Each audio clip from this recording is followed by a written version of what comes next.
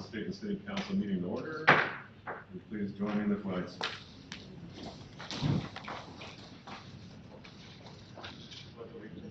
To the flag of the United States of America, and to the republic for which it stands, one nation, under God, indivisible, with liberty and justice for all.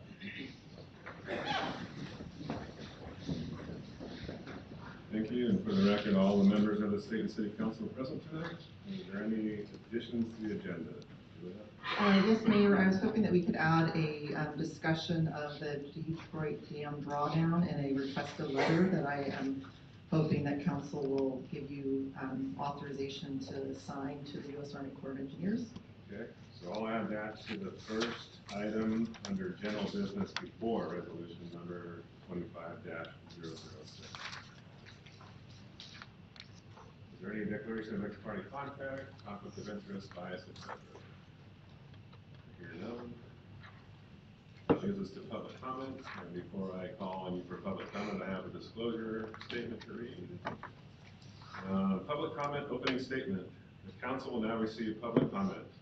We value the time and initiative members of the public take to share their thoughts with the council. The council's role during public comment is not to immediately respond, but to listen. If there's follow-up necessary, we will direct staff to do so. Remember that we all model the way for our community, and we ask that everyone share their thoughts respectfully. Those who have completed a request for recognition form will be called one at a time to step forward, or on the line to turn on their mics and camera, and state their name and city of residence. Please note that speakers will have 3 minutes to express their thoughts. And with that, we have quite a number of speakers signed up, so I think I will start with Mr. Hayes and just ask Mr. Hayes if he wants to speak now or do you want to hold off? Why don't I hold off? Okay. No, I'd be more than happy to chat.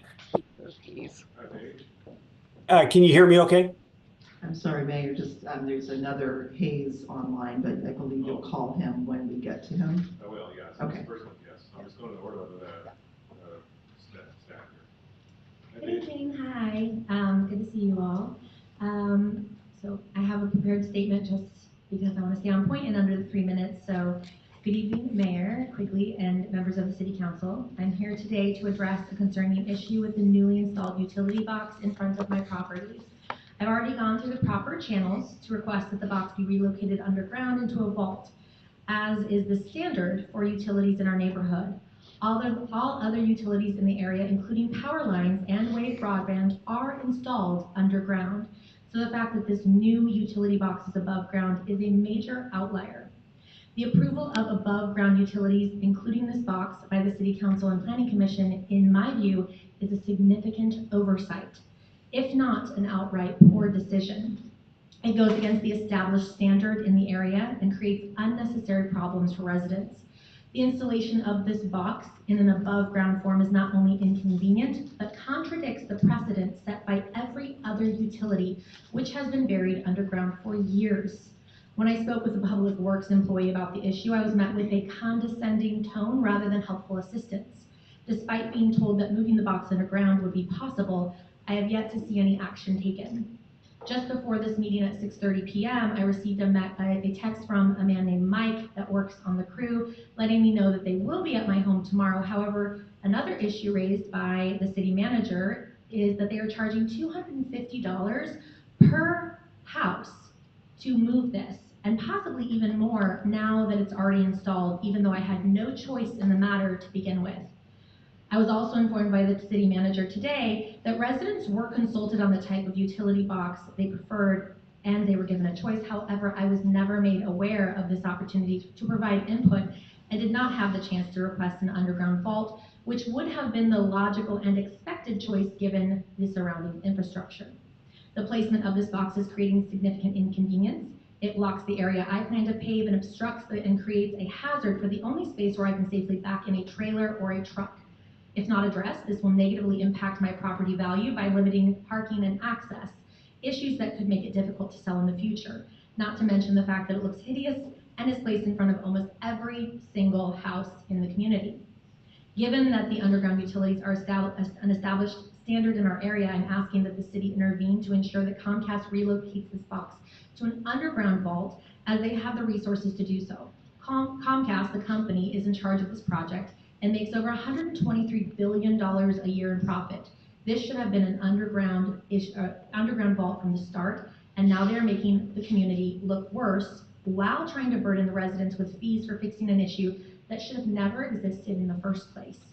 I followed the process, I've been patient and done everything I can to resolve this, but I am still facing the same problem without a clear solution. I ask that the city hold Comcast accountable and require them to correct the issue at no cost to residents.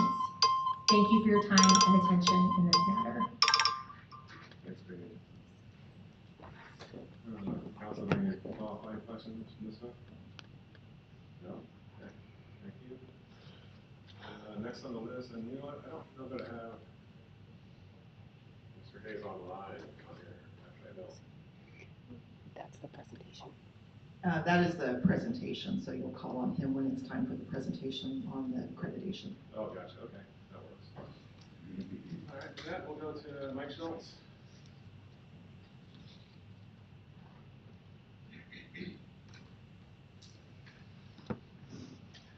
Good evening.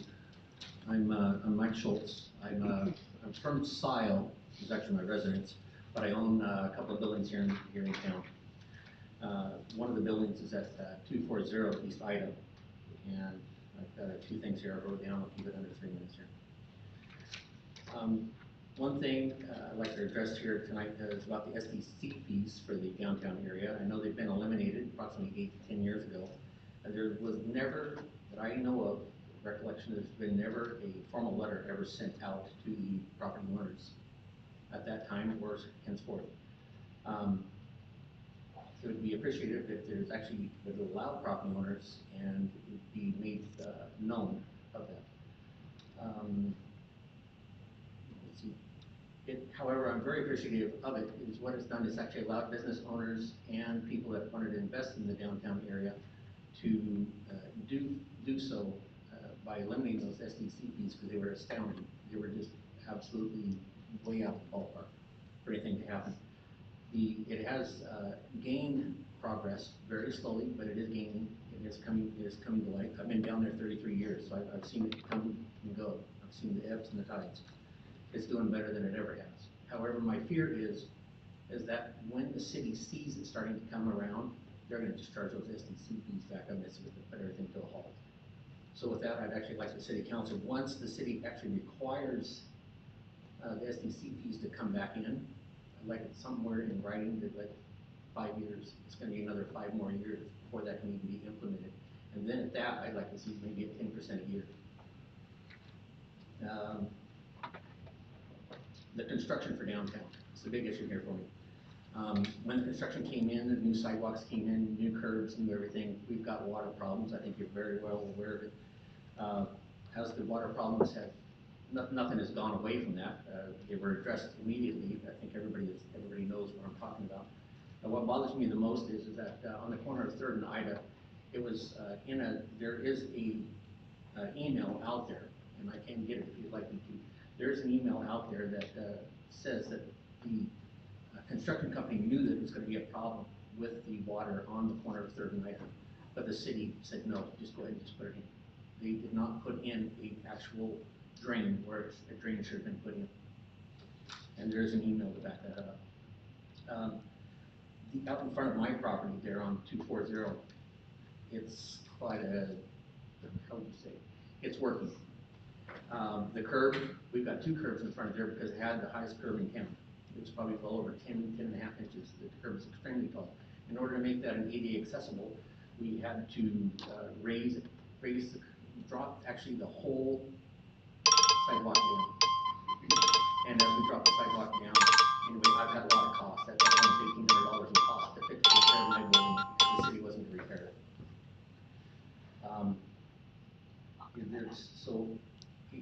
It's 73 minutes. Yes. Okay, Mike, finish it. Okay. Anyway, so the curbs, so now we have a tripping hazard because there's an extra curb that is there. In order to make that ADA accessible, we've had to have 2 curbs in order to make this whole process work.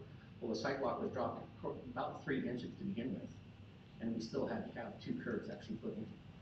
And so I chose to go pavement. The city said, well, I can either go pavement or I could go a flower bed. Well, it would have been about a 35 to 40-foot flower bed, and I didn't want people walking through dirt.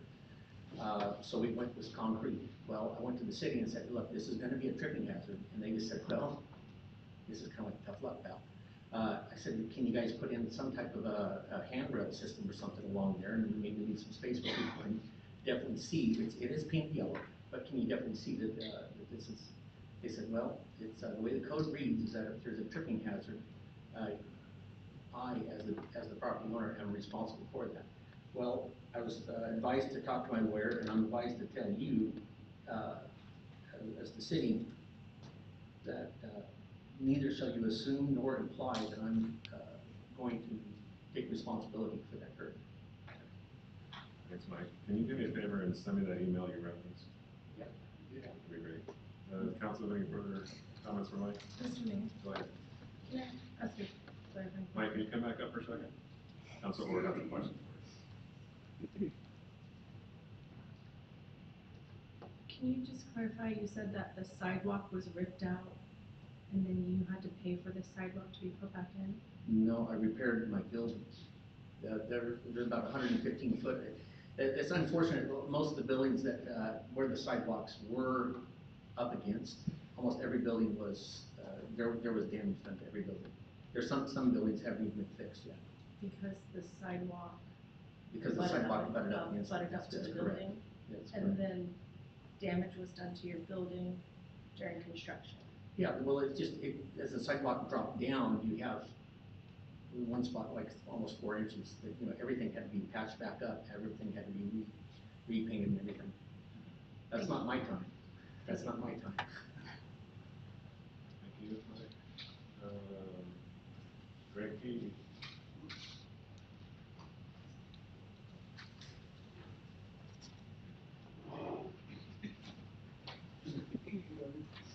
If you wanna see that, just look at my building, it hasn't been touched, it's still like that. It's a good. My name's Greg Peavy, owner of Stayton downtown. Here for comment about the parking downtown, been having issues with a lot of people parking for a lot of time during business hours on Third. And we're asking for some signs just for limiting parking to 3 hours during certain hours and, you know, just on Third and maybe some of the other streets. The second thing I brought up, I was gonna bring up too, is also about construction, because we were told to not ice the sidewalk there on the new spot. And this last weekend, we had 3 people fall in that, and one was carted off in an ambulance. I was one of them, not in the ambulance, but on the ice in that new spot there, so it's an issue. And if we're not supposed to ice it, what are we gonna do? The city told us not to put any ice on it. Greg, how was that communicated? Face to face, Ian Cannon told me. Council, any questions for Ms. Peavy? Okay, thanks, Greg. Adam Culbertson.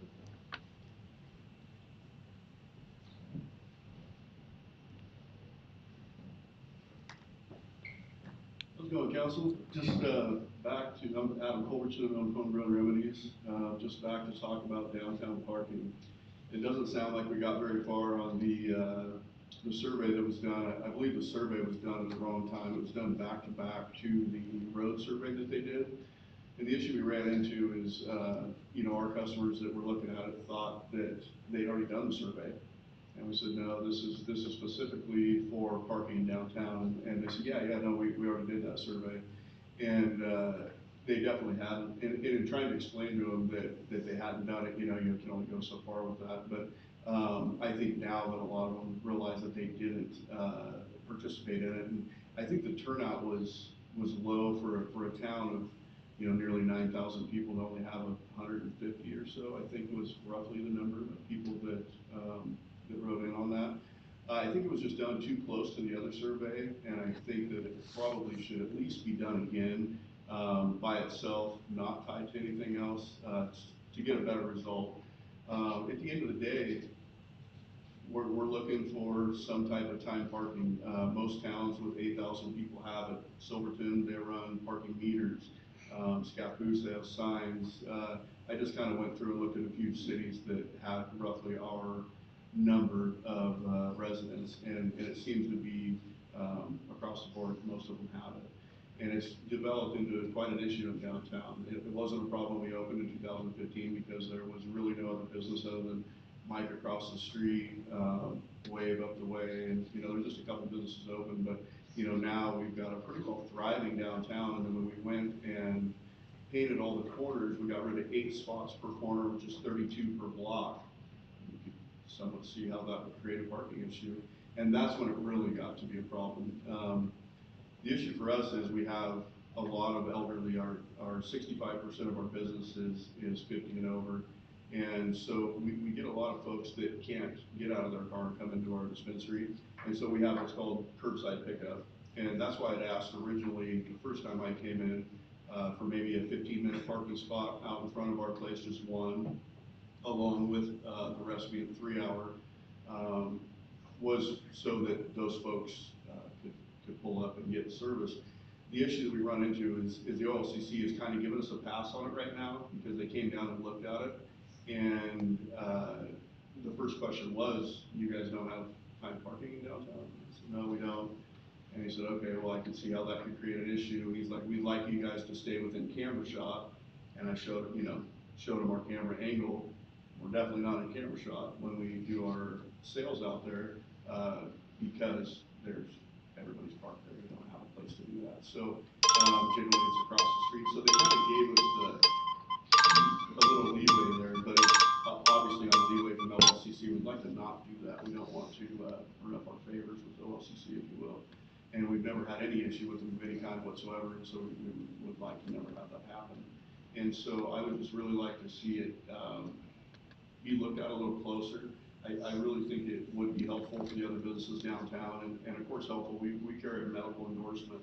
We have a lot of customers that just come in for medical-only products. You have the choice. You can have just a recreational license, or you can have a recreational license and a medical endorsement. And we choose to have both because we have such a large majority of medical patients. Thanks, Adam. Council, any questions? Can I ask a question? Adam, Yeah. 1 second. Can I ask a couple questions on this? Yes, sir. So any interactions on the street have to be recorded? They're supposed to be directly in front of your location within camera shot. It's a security thing. Okay, and so you're asking for 15-minute parking? That's what you want to do? 15-minute, 30-minute. Some type of short term? Just some type of short term directly in front of our building if possible. I mean, we're willing to pay for the sign too, if need be.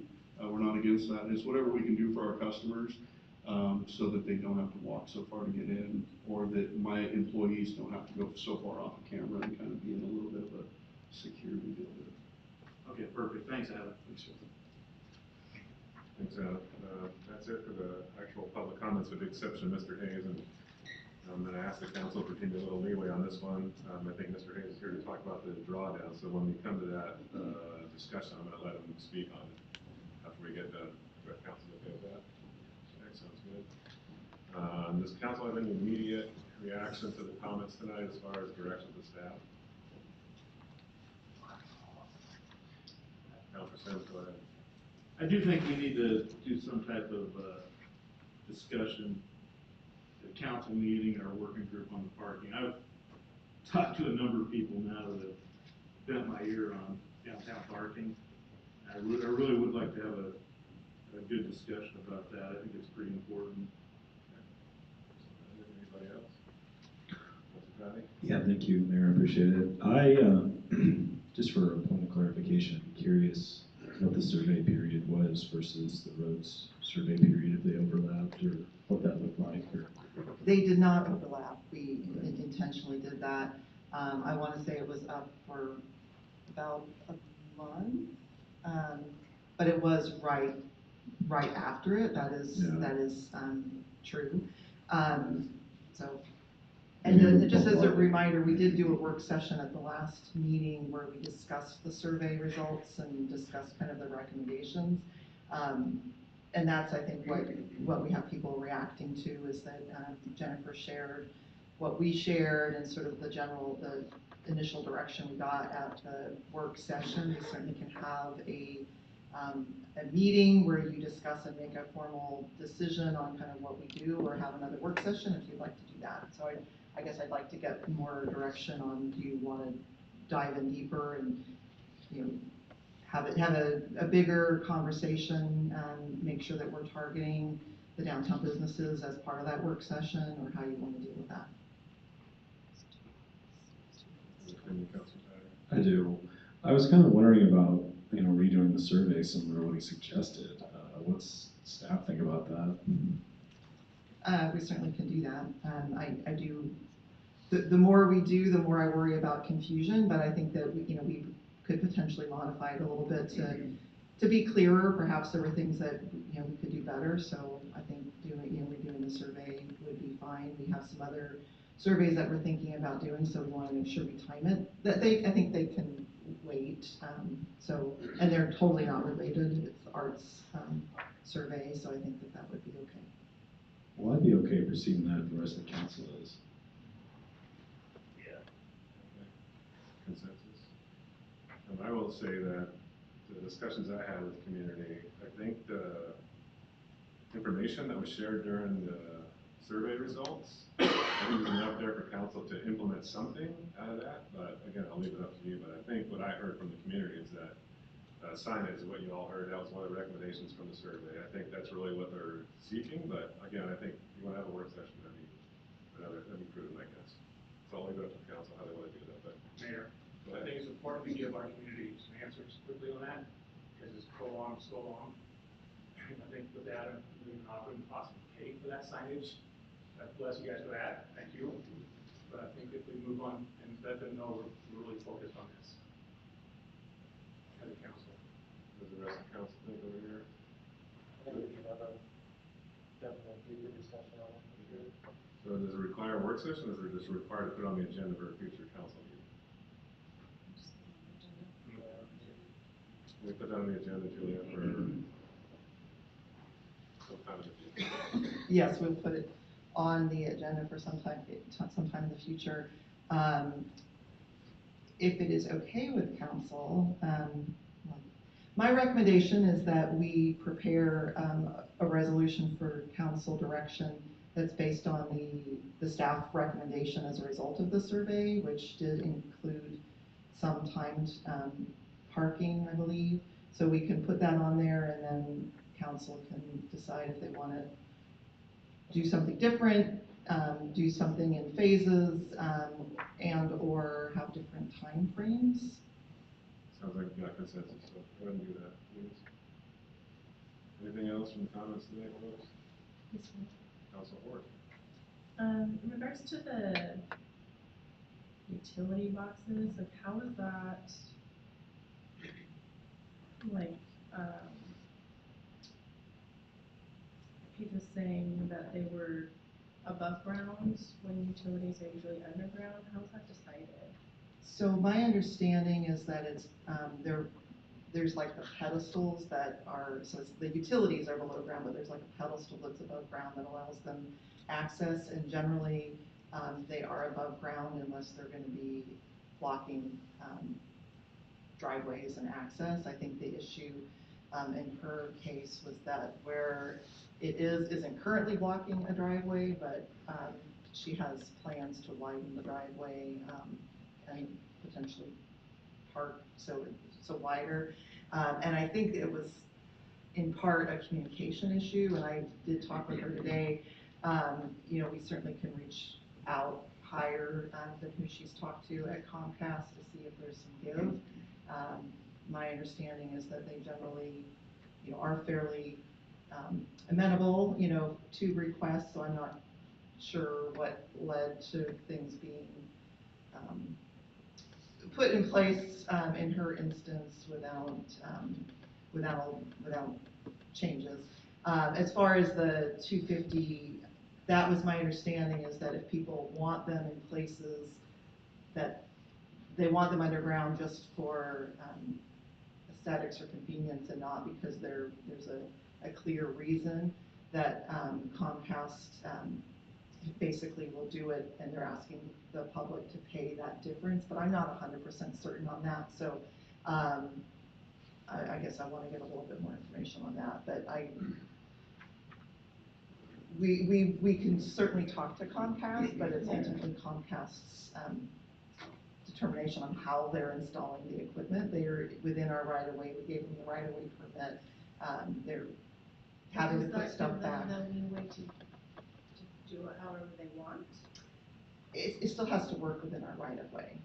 The issue is that this is on the property, not blocking a driveway, so aesthetically, I think that's more the issue. And for her, she wants to be able to expand her driveway and drive over there, and so I feel like that's something that we need to make sure is well communicated with Comcast. Go ahead, Councilman Fowler. So her box isn't on the right of way, it's on her property? It's within the PUE, the public utility easement, so it's not within the right of way. Got it. Yeah. And then she also mentioned she was given a choice to No. have an underground or. What she's saying is she wasn't given a choice, and so, and again, I think that there was some miscommunication. My understanding is that in the field, people have been able to ask for Comcast to do certain things, and she did not ever have a conversation with folks in the field and given her the ability to make that choice. And I don't know, it's not like people are just able to check yes or no type of thing, I want this box or I want that box. I think that it is something that throughout the city, people have been able to ask for modifications, and we're able to get them. Mr. Mayor? Councilor Perry? So back to Greg Peavy's testimony. So business owners aren't allowed to de-ice in front of the property? No, that's not correct. I think the issue is that with a new sidewalk, the recommendation is not to use chemical de-icer on the sidewalk, because for like the first year, because of the porousness or of the sidewalk. So that doesn't mean that you can't use other things. So that's something that we need to do a better job communicating to businesses. And frankly, if they did, that's their choice. Sure. Just For the safety of the customers? Right, yeah. Councilor Sims? I want to go back to Mr. Schultz's comments. First of all, that Third and Ida Street, the water pond that we got there, the pond, have we, as Public Works, looked into some options? Yes, Are we actually. anywhere with that yet? Yes, we are working with, I believe, Canyon Construction, and we're just waiting for the weather to be a little bit better, and then they'll be doing a fix there and hopefully making that significantly better. Because that is a pretty Yeah. significant pond there. And then the other question, he was talking about a trip hazard there in front of Love Oven. And I think I'm familiar with it. I'm trying to remember, but it looked like the curb was very high there or something, or, I mean, but I don't know, do we have any way to maybe correct that so it's not such a tripping hazard and ADA? Yeah, I mean, I'll certainly talk with Public Works staff tomorrow and see if there's options. I know that, you know, if you remember what it was like before the road was redone, it was a pretty high curve, and so I think that it was really trying to fix that issue. But, you know, we'll certainly talk, and I'm gonna reach out to Mr. Schultz myself, because there's some other things that were said that I'd like to learn a little bit more about. Because there's gotta be some type of mitigation for that curve, if it's that much of a trip hazard. So, just be able to do that. Yeah, I would say it's a design flaw myself. I went over there before it was painted and looked at it, and there's still a lip there, and it absolutely is a traffic hazard. I think we probably missed the mark when we could have had, possibly, and I'm not an engineer, but we could have had one of those ability to drive into this side of the curb and park long ways, but again, I don't know. But current conditions, there is a lip there, and it's noticeable, and that's why it had to be painted yellow. If people were opening a car door and tripping, again, right to the, basically defeated the purpose of trying to eliminate the height of that sidewalk initially. That's my opinion. So yes, if you could look into that, Julia, that'd be awesome. Back to Paige's comments about the box. I've talked to several people that requested a box, once they knew that they could get a box instead of the tower. And so I think I would like a little bit more information on how that was communicated, how people are supposed to understand that. I do have a box that was pre-existing in front of my house currently. But yeah, people that were putting in that, they just walked to the contractor and say, hey, I want a flat box, and you put it in instead of the column. They got it. So maybe a little bit more information on how that was determined, and I would communicate that better in the future, because Comcast is gonna be here for a while, so yeah, still doing the install. So I just wanna make sure people ought to know they have an option, and indeed they do. And if there is a charge for it, what does that look like? How did that get that?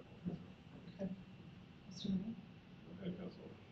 Kind of going back to the Comcast thing, like, I just feel like we have been having a lot of, issues with Comcast. Like, it feels like a continual thing. I don't know if it necessarily is, maybe I'm just hearing a lot of noise about it, but this, like, I think this would definitely upset me. If this was, if the entire neighborhood, like where I live, I have power lines over my house. But if I lived in the neighborhood, I moved into a newer neighborhood where all the utilities were underground, and the expectation was that all the utilities were gonna be underground, I would be very unhappy with this. Like, this is not, like, she was actually very on point. I feel like when the expectation is that the utilities are underground, like, then the utilities should continue to be underground, I feel like. I don't know, but I don't know what control we had over that, or, like, is that in the contract that we, like, when someone comes in and does this work, like, how much control do we have over how they do the work? Go ahead. I was gonna say, there's two things that regulate that. There's the contract itself, but there's also the state municipal code that talks about easements and what the requirements are of the grantor that does the work. So that's what I was trying to review tonight a little bit, and I don't have enough grasp of understanding to confirm with you all what exactly was what, but we need to keep looking at that a little bit more, in my estimate. Go ahead. Yeah, I was just gonna say that there is some within our franchise agreement, that says, you know, we have some control over what they do. I want to look and talk to staff a little bit more about when they're going into certain, you know, if all the neighborhoods, everything 100% is underground, maybe we need to be a little bit, more assertive with the contractors and ensure that they're doing it consistent with what's there. I will say in general, I know there have been a lot of concerns about Comcast. They tend, maybe except for this example, they tend to be very responsive. The contractors, you know, every time I am aware of there being an issue, you know, as soon as they are made aware of the issue, they're pretty quick to rectify it. And so I'm appreciative that they have responsive contractors. It doesn't mean that it's gonna be perfect at all. It's a big project, and I think it's really important that people let us know when things are not going well, so we can stay on top of them. Councilor Bauer, go ahead. So who is, since we don't have a public works director, who is actually like checking the work, I would guess, of these contractors of Comcast and the Ida Street project? Like, who's going out there and actually making sure they're not taking shortcuts and the work is getting done properly? So we have two engineering folks. We've got an engineering technician, an engineering associate, as well as a consultant, public works consultant that's kind of helping. So Ian is really the primary person that's going out. He's our engineering technician and is going out multiple times a day, daily, checking that. And Michael is a backup. I don't know if Michael wanted to add anything to that statement, or it's okay. Yeah, and the other thing was with Mr. Schultz's concern on where they dropped the concrete sidewalk. They left a gap between the sidewalk and the building. Is that how I understood it?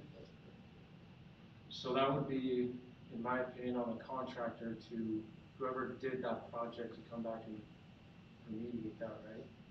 Is that how you would understand that? Well, he told me at the time, I asked him about that, he said, well, that's a totally different write-up. I disagree with that. I'm sorry, point of order, just because people at home can't hear from the audience, so we don't generally have that dialogue from the audience. So I just think that it's a point to be made that if a contractor does something and defaces someone's property, whether they foresaw it in the project scope or not, it needs to be fixed at their expense, not the city's expense. Got it. Anybody else?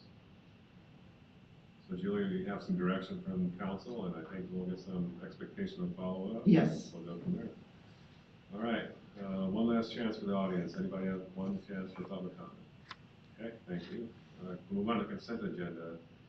And there's quite a bit of stuff here, folks, so let me read it off real quick. February 3rd, City Council work session minutes. February 3rd, City Council regular session minutes. February 7th, City Council work session minutes. February 11th, City Council work session minutes. We've done a lot of work sessions. Resolution number 25-003, reappointing Tricia Hafner to the Parks and Recreation Board. Resolution number 25004, appointing Melissa Stukowski to the Planning Commission, and Marco Lovario and Jared Burns to the Parks and Recreation Board. And finally, resolution number 25005, authorizing the city manager to execute a grant agreement with the Oregon Department of Transportation for Safe Streets to School. What's council wish to do? Mr. Mayor, Council Orr? I'd like to move that we approve the consent agenda as presented. Second. It's been moved and second to approve the consent agenda. Is there any further discussion? All those in favor say aye. Aye. Aye. Motion carries 5-0. Mr. Mayor, Council Orr? just really quickly, I'd like to thank Tricia Hafner for reapplying for the Parks as a district. Let's just say all people, I'd like to thank you for volunteering, re-upping your volunteering. It's because of you that we can do this work. Yep, good point, thank you. All right, that leaves us to presentations, and now Mr. Hayes online will come up and give us an online presentation about the police department accreditation. Different Hayes, so sorry, there's two Hayes. So Scott Hayes is here to do, to basically present information about our accreditation. And I don't know, Chief Johns, if you wanted to come up to receive it virtually, or how you want to do that. It's not every day that we have two Hayeses at City Hall, or City Council. Yeah, so mayor, councilors, and staff. We're just very proud as an agency. I'm proud of my staff and the work that they put in. I want to publicly thank retired Commander Stutrud, who we contract as a accreditation manager. Some things just fell together about a year ago where we got some grant money that helped pay for some of the time put in to document the proofs. And Stutrud had previous experience with this, which was huge for me because there's definite, very particular ways of putting things into the system for the Accreditation Alliance to look at and verify.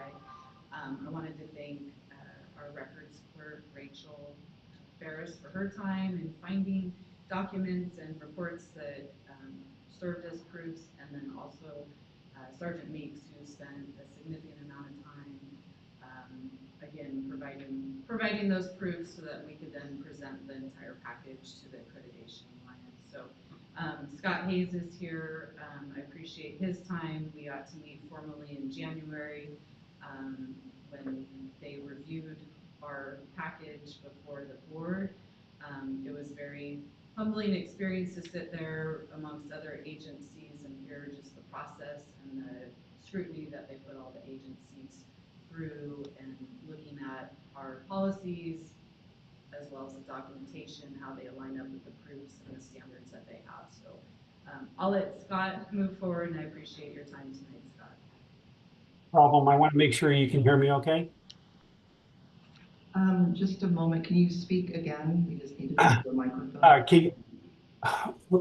I just want to make sure that you can hear me okay. Yes, that's great. Okay, super. Good evening, Mayor, councilors, and member of the community. I'm Scott Hayes, the Executive Director of the Northwest Accreditation Alliance. I appreciate the opportunity to address the council and present the Stayton Police Department with their first award of accreditation under the leadership of Chief Johns. Law enforcement is experiencing a changing society with increased demands for police accountability and transparency. As in our past, our profession must face these challenges and work with our communities to address their concerns. Accreditation is one step towards building community trust and the legitimacy of our profession.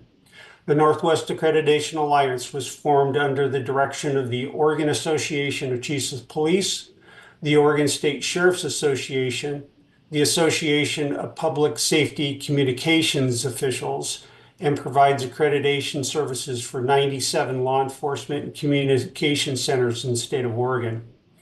Accreditation goals are straightforward: to support the continued improvement of law enforcement services, to establish best practice through professional standards, establish agency accountability and transparency, and enhance management of operations. For the Stayton Police Department to become accredited, it had to adhere to 110 law enforcement standards.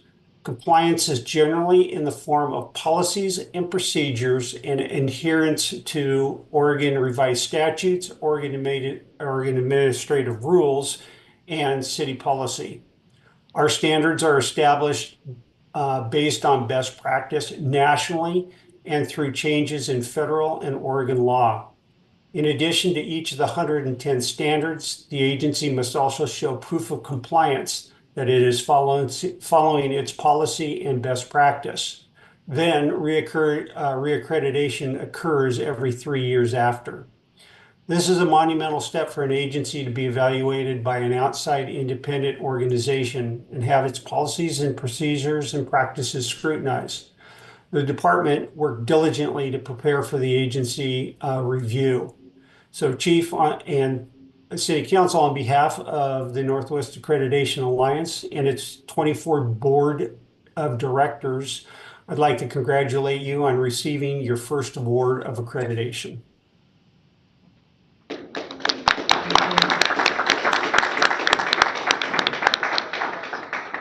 This is the award. So, do you want to come grab this or? Thanks, Mr. Hayes. Is there any other comments? Oh, can I have, Sergeant Needs come up? And then our accreditation manager, Set Ready, please. And council can be thinking of any questions you might have of Mr. Davis.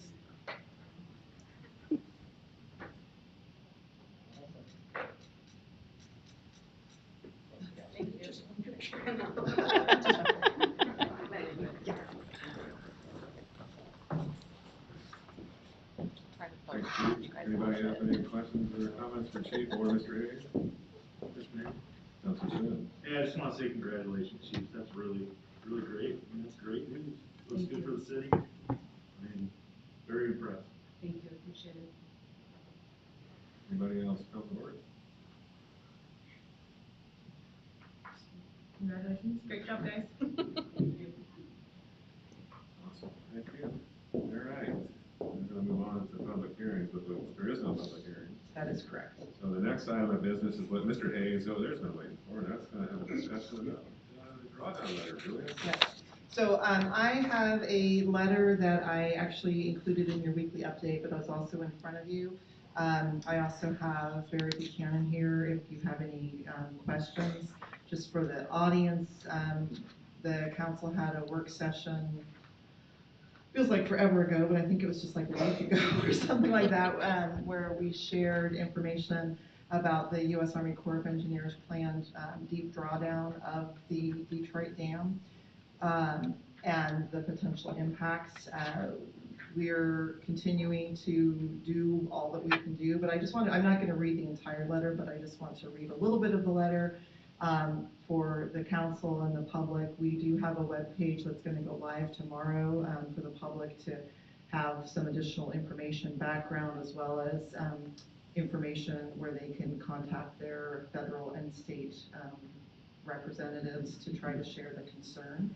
So I'm just going to read a little bit.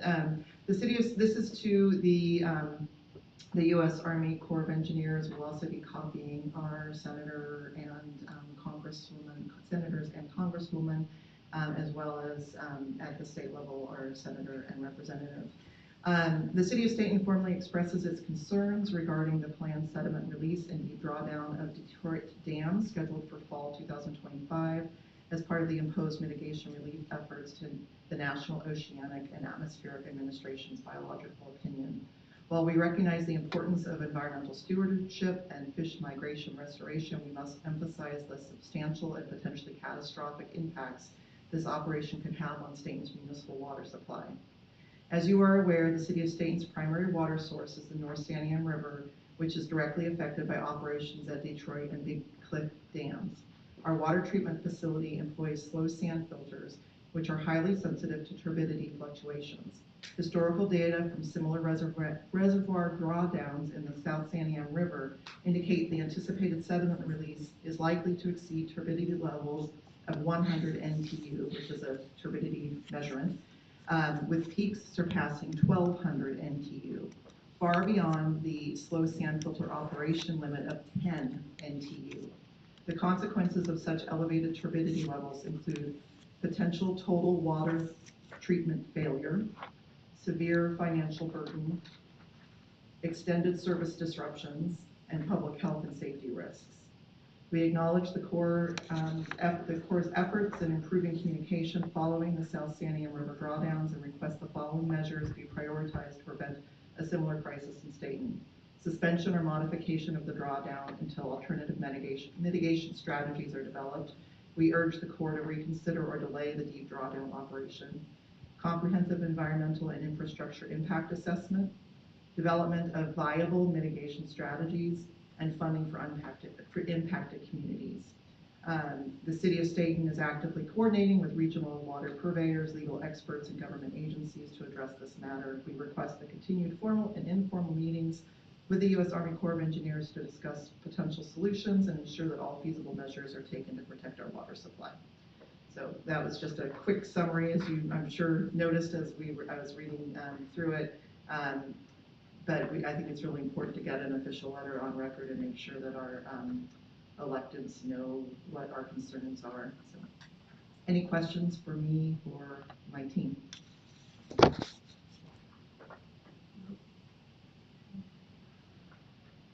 Julian, thanks for putting that together for me. So what this is, folks, is us really getting in front of this before it's upon us. I think for those of you that have been around, remember when we had the algae bloom in the Santiam, that was like in the middle of summer, and that just came upon us without any real warning. This is our opportunity to get in front of this and really try to message this correctly and try to mitigate this so we don't find ourselves in a world of hurt come the fall. So I thank you for taking the steps to do this. I thank you for taking the steps to have the work session, and I also thank you for taking the steps to put the webpage together. It's going to be really instrumental for the community to follow along and watch and see what's going on. So, as council doesn't oppose this, we're going to have to sign this and we're going to send it off. I think it would be, while not necessary because you have given the mayor the authority to sign things like this on his behalf, I think it would be meaningful if there was a motion that was approved by all of council, and then we could say that it was unanimously approved, just for show. That's fine, I'll entertain a motion to that. Mr. Mayor, I Councilor. make a motion that we approve you signing this letter to the Army Corps of Engineers on behalf of the city of Stayton. I'll second that. Okay. Motion and second to approve me signing that letter. Is there any further discussion? Mr. Mayor, Councilor. have you heard or were you able to attend that meeting? Or did you No, I wasn't able to attend that. That was a work executive session, so it wasn't open to the public. And one thing I will mention to the rest of the council is the scheduled meeting of the canyon mayors that we were supposed to have a little 2 Saturdays ago was postponed. It's going to be in the future, so that was another opportunity for all the mayors in the canyon to have a discussion about it. I'll let you all know when that is. I think it's gonna be tentatively March 6th. And we do have a coordination meeting scheduled for this week to discuss it further with, or in greater detail with cities that are affected throughout the canyon, as well as, I believe, OHA, Oregon Health Authority is going to be there, City of Salem, U.S. Army Corps of Engineers. No, they're not going to be there because I think they want to discuss it without them in the room. Mr. Mayor, Go ahead, Councilor Bauer. I think getting the cities of like Lebanon involved would also be very helpful. I believe Barry, come on up, sorry. Barry Buchanan is one of our consultants working with us in Public Works, helping us through the transition of our Public Works Director, but also happens to be very knowledgeable on water and is helping us lead this charge. Can you share who you're coordinating with? The coordination. Hit the button. Push the button. There you go. Okay, the coordination meeting that was to be last week, just like the mayor's meeting, was cancelled and moved to an actual fact this Thursday. Everyone in this valley will be involved, so we're starting with Detroit, Gates, Lyons, Mahima, City of Stayton itself, City of Salem, Jefferson, Albany, Lebanon, Sweet Home will all be represented at the meeting on Thursday. We will also have people from OHA, so the health department will be there, and also the water resource people will be in attendance. There is a meeting that will be held the following day with the Corps of Engineers, with the City of Stayton and the City of Salem. We are intending for the others to get involved with the Corps of Engineers, but as it stands right now, it'll be just those two cities. The City of Salem did have its closed session meeting last Monday. The outcome from that was that they have been instructed, staff have been instructed to move forward to participate in any way they can to in actual fact alleviate and mitigate the issue. Any further questions? Mr. Mayor. All right. Thank you very much. At our work session, we had a discussion about how we can sort of mobilize the general public on this issue too. My right to assume that webpage that goes live tomorrow will include some sort of avenue for that. Yes. Yes. No, yeah, yes. Okay, yes, all right. Well, I just want to go ahead and encourage everybody listening tonight who may not have the agenda in front of them to get involved with this. This is such an important issue. I mean, this may destroy our entire drinking water infrastructure, and I just implore everyone listening to get involved with this effort. Thank you. And we are also planning an article in our newsletter for the next month, basically saying similar things. The website is going to say that, and then a how can you help, which is write your representatives. We're going to do what we can from a technical and procedural standpoint, but there could be things that need to be happen at the political level as well. Thanks, Barry. Thanks for that. Back to the motion. Is there any further discussion on the motion? All those in favor? Sorry, I just wanted to remind you, I believe that you had. I know. Okay. Yep. We'll let him go right after. Vic, Len, come on up. In the middle. Yep, come on Oh, up. I'm sorry. Hold on a minute. Just have a seat. Procedurally. Have a seat. Back to the I motion. should have remembered that before you guys Okay. made a motion or asked for a motion. It's okay. Back to the motion. All those in favor, say aye. Aye. Motion carries 5-0. Now, Mr. Hayes, is your opportunity. Hello, Len Hayes, Stayton, and Kokanee fishermen. I do have to say that. Though that is probably not the most important thing in this, but I will say, for the Mid-Willamette Valley, the closest places to go fish for those were Detroit and Green Peak. We know what happened to Green Peak. So, anyway, I looked up what I could on a computer earlier today. I also had a very short message conversation with Senator Gerard, who also had his house burned down up that way. So he had a specific concern, but I'll kind of go pretty much the way I wrote the pages out. Green Peter, we already know what happened there. That was a very fast drawdown. Someone referred it to like flushing a toilet, and that's what basically happened with that one. Detroit, someone seems to be under the impression it's going to be a much slower drawdown, but it's going to go much further than it usually has. This brings up the concern of sand, dirt, silt, garbage. What is at the lowest point of that dam that could flow out? Okay, that and come down the river. That's one of the deals there. But also someone mentioned Lookout Point Lake and Dam. Now this is in Lane County. They did a slow one on that one. The reason I'm bringing that one up is apparently they didn't have a problem. Okay, that's all right. So with that, just Kokanee Fishermen would like to keep the fish in. But what's the biggest thing of it is what we're basically saying is from Detroit to Salem, any and all water plants, anybody who depends on the Santiam River, okay, have all got a concern. Okay, Senator Gerard, I simply sent him a message in concern of this, and shockingly surprised, he messaged me like within 10 minutes. And his biggest concern also is when he goes up that way, because he's not living up there right now, I believe he's still rebuilding if he is, but there has not been a full recovery yet, or it's still recovering along the riverbanks and everything else where the fire went through. So there's concern for the excessive flow that would come down, and he is not a fan of this.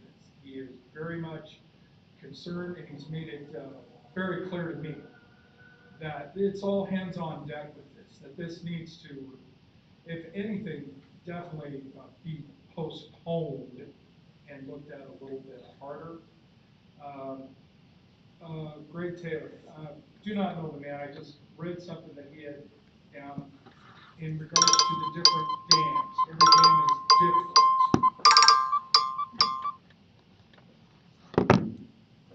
I'm almost done. He said every dam is different. You cannot guarantee and know if you'll do better on the next dam. Every dam is different. So there's no guarantee at all that there will not be a problem. Okay, the Corps of Engineers apparently, and maybe we can help you with this, I read that they developed some kind of an emergency response system. So if there is a problem, well, they'll get right on it or shut down the dam, but that still doesn't take care of what just happened. Okay, and if I'm also, okay, so the last thing I'll just kind of end with here is just to make it clear to everybody in the way it's put today. You can buy all the drinking water you want. It's what's coming out of your tap, side of the house, what can be unusable. Okay? So unless you have a well, you have a problem in your house. Okay? Any questions? Mr. Hayes, thanks for your patience and your comments. Much appreciated. You're most welcome. All right, folks. Before we move on to resolution number 25-006, the 5-year local option tax levy for the library, just wanted to highlight something real quick for the community and for a change in the agenda. So at the top of the agenda today, for the first time, it says this meeting includes topics that may increase rates, fees, and taxes.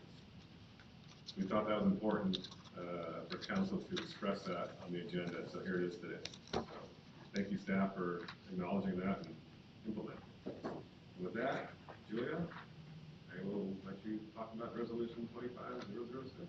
Yes, this resolution has the potential of increasing taxes if voted on by the a majority of the voters in the city of Stayton. This would be a 5-year local option levy for the library.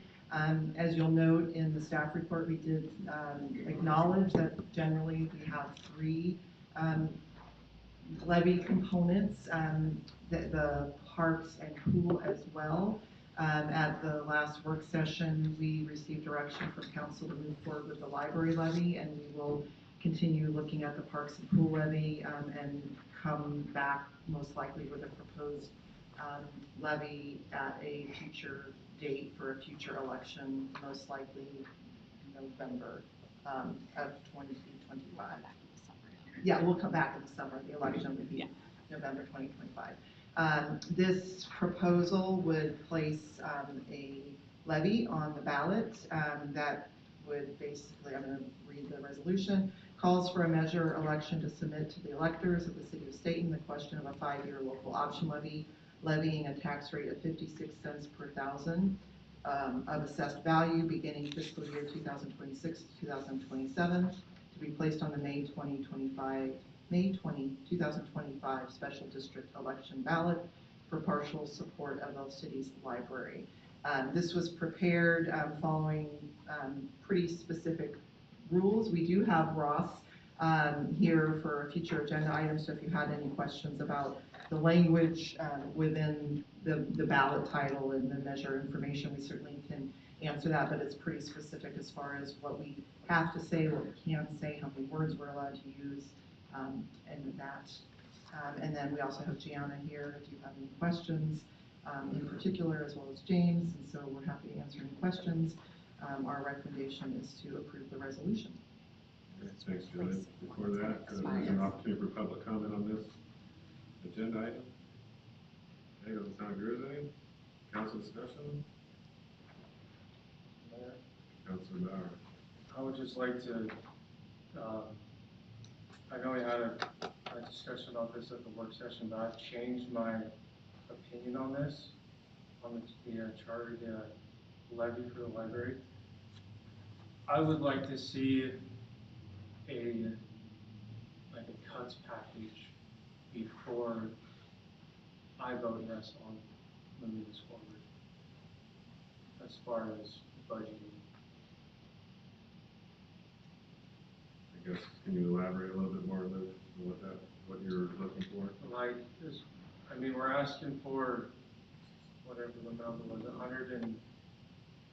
about 150,000 more per year from the taxpayers to pay for the library, with basically no new services, well, no new services, cut and dry, and we haven't even looked at any cuts we can make before asking for people to pay more on the taxes. So I'm asking for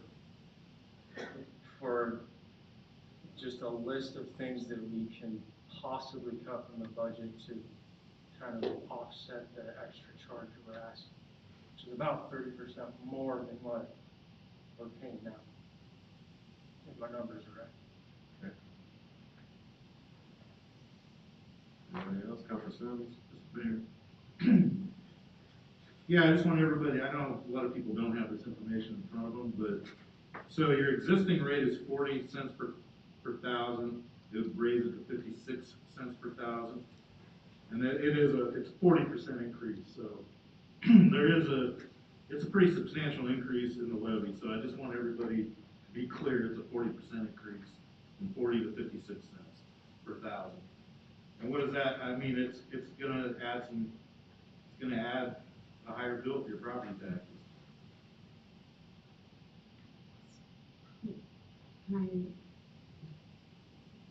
Can staff respond, or how do you want to do this? Council, anybody else in council yet? Okay, Jenna, go ahead. So we totally understand that it is an ask, right? It's moving from a 40% or 40 cent per assessed value to 56. For an average Stayton homeowner, their it's $252,000 for their average assessed value. So we're asking for $141.12 per year, which works out to be $11.76 per month. The increase, and it's important to remember that it's an increase, so they're already paying the 40 cents, so we're asking for an additional $3.36 per month from the average homeowner. And while I understand that like people will say like that's a cup of coffee, I already know that people are doing other things with what they used to pay for coffee. So I'm not asking this lightly or with any I understand that it is an ask. So what I'd like to advocate for is that the library has run with no fluff in our budget and been a fiscally responsible entity of the city with and continues to do extremely creative and innovative work with a very meager budget, right? I have less staff than I have when I started here because we've already been through cuts. We've already been through lots of hard times, and we are really creative in how we fund the things that we're doing. We have a big event coming up in March. We're gonna do outreach story time at the Oregon Rail Heritage Center in Portland. Mid-Columbia Bus is talking to us about busing us up, and we're having an outside entity pay for that. We're gonna give out free books at that event to children who come, and those are being paid for by a private donation. I'm not using any city funds except for my staffing to make that event happen for probably more between 100 and 150 children and families. We are really creative and thoughtful about how we're doing this and are leading the way in how those things happen in our area. So while I understand that it feels like I didn't present a cuts package, I haven't presented an add-on package like the entire time I've worked for the city, right? We haven't asked for more, and the reason we're asking for them now is to live within our means for the next 5 years because everything is more expensive, including transfers and all those things that help make the city run. And so I ask you to think about how that, we've been extremely responsible in our. Yeah, I totally understand that, Jana, and I would like to see the levy pass, but I feel like I need to represent the city and kind of dive deeper into how can we keep it at the 40 cents or whatever it was prior instead of trying to raise it by 30%. I don't think, that seems like common sense to me, is trying to find any kind of thing that James could figure out to cut any kind of cost. Yeah, I really appreciate that.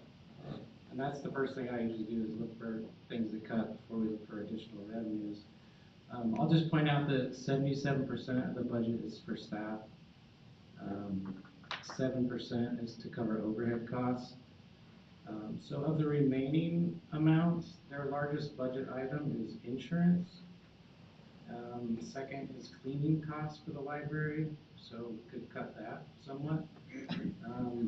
And then building maintenance.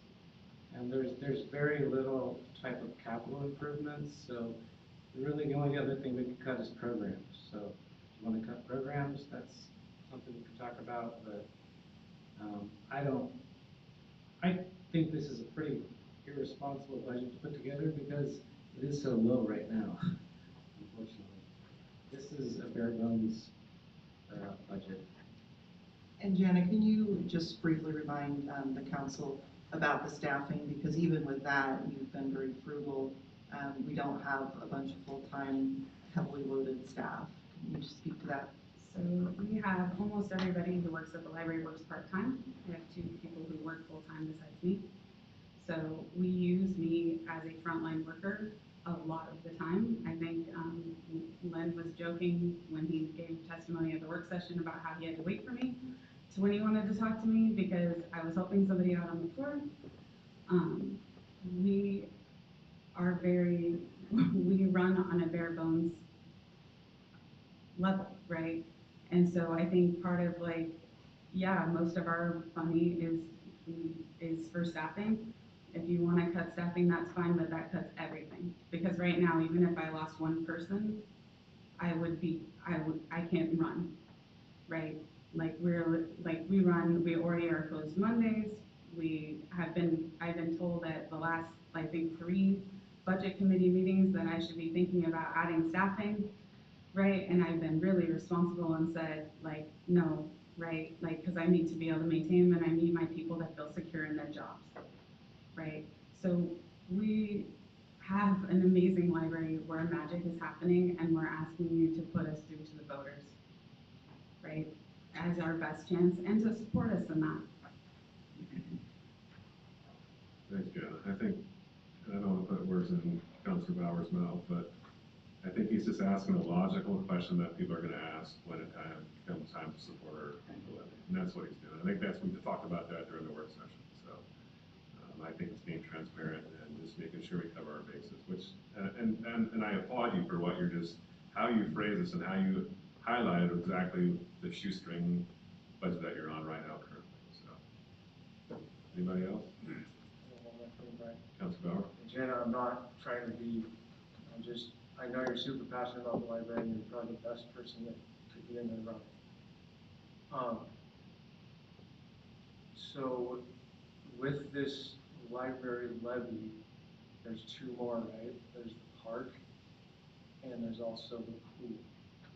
In the wordage that goes out on the ballot, just for transparency reasons, I think it's important to put either all 3 of them on the same levy or mention on there, okay, there's 2 more levies coming up, the park and the pool.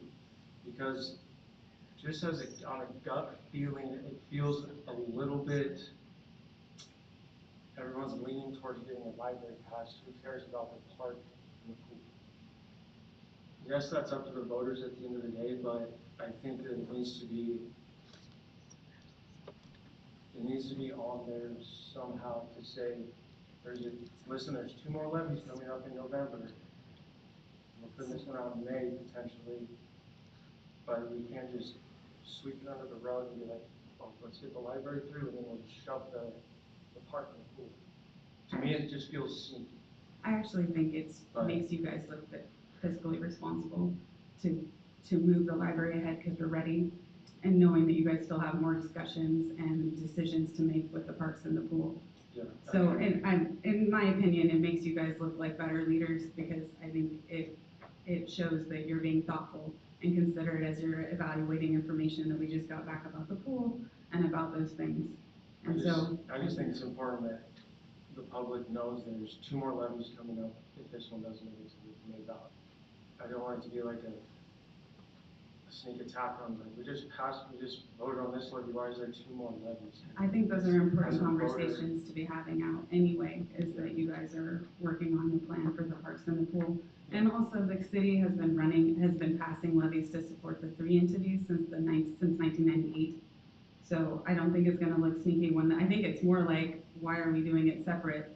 And the information will be like, hey, we're ready for this one and we're evaluating and want to be responsible with the next one as we just got new information, right? And it's hard, I think to me, that's what you need, what the message needs to be like, hey, we would usually do them all right now. We're not ready to do the other ones and we want to be thoughtful and good leaders for how the other ones go out. And I have to be, thinking about the messaging because I'm preparing for the people saying, why don't you have the parks and pools? And kind of saying that, we're thinking, we're being thoughtful and coming to that. So we definitely will, as we are doing messaging, acknowledge that it's part of others. Alyssa reminded me, so within the actual ballot title, there's things that we can't include, but there is an explanatory statement that we potentially could have a little bit more that goes in the voters pamphlet. We obviously would need to have Ross help us with that as well, but there might be a little bit of ability to say stuff in there if we need to, as well as people can put stuff in the voters pamphlet if they wanted to as well. One more thing I would ask is, historically, the May ballot versus the November ballot? Is there more voter turnout in November, or is there more voter turnout in May, historically?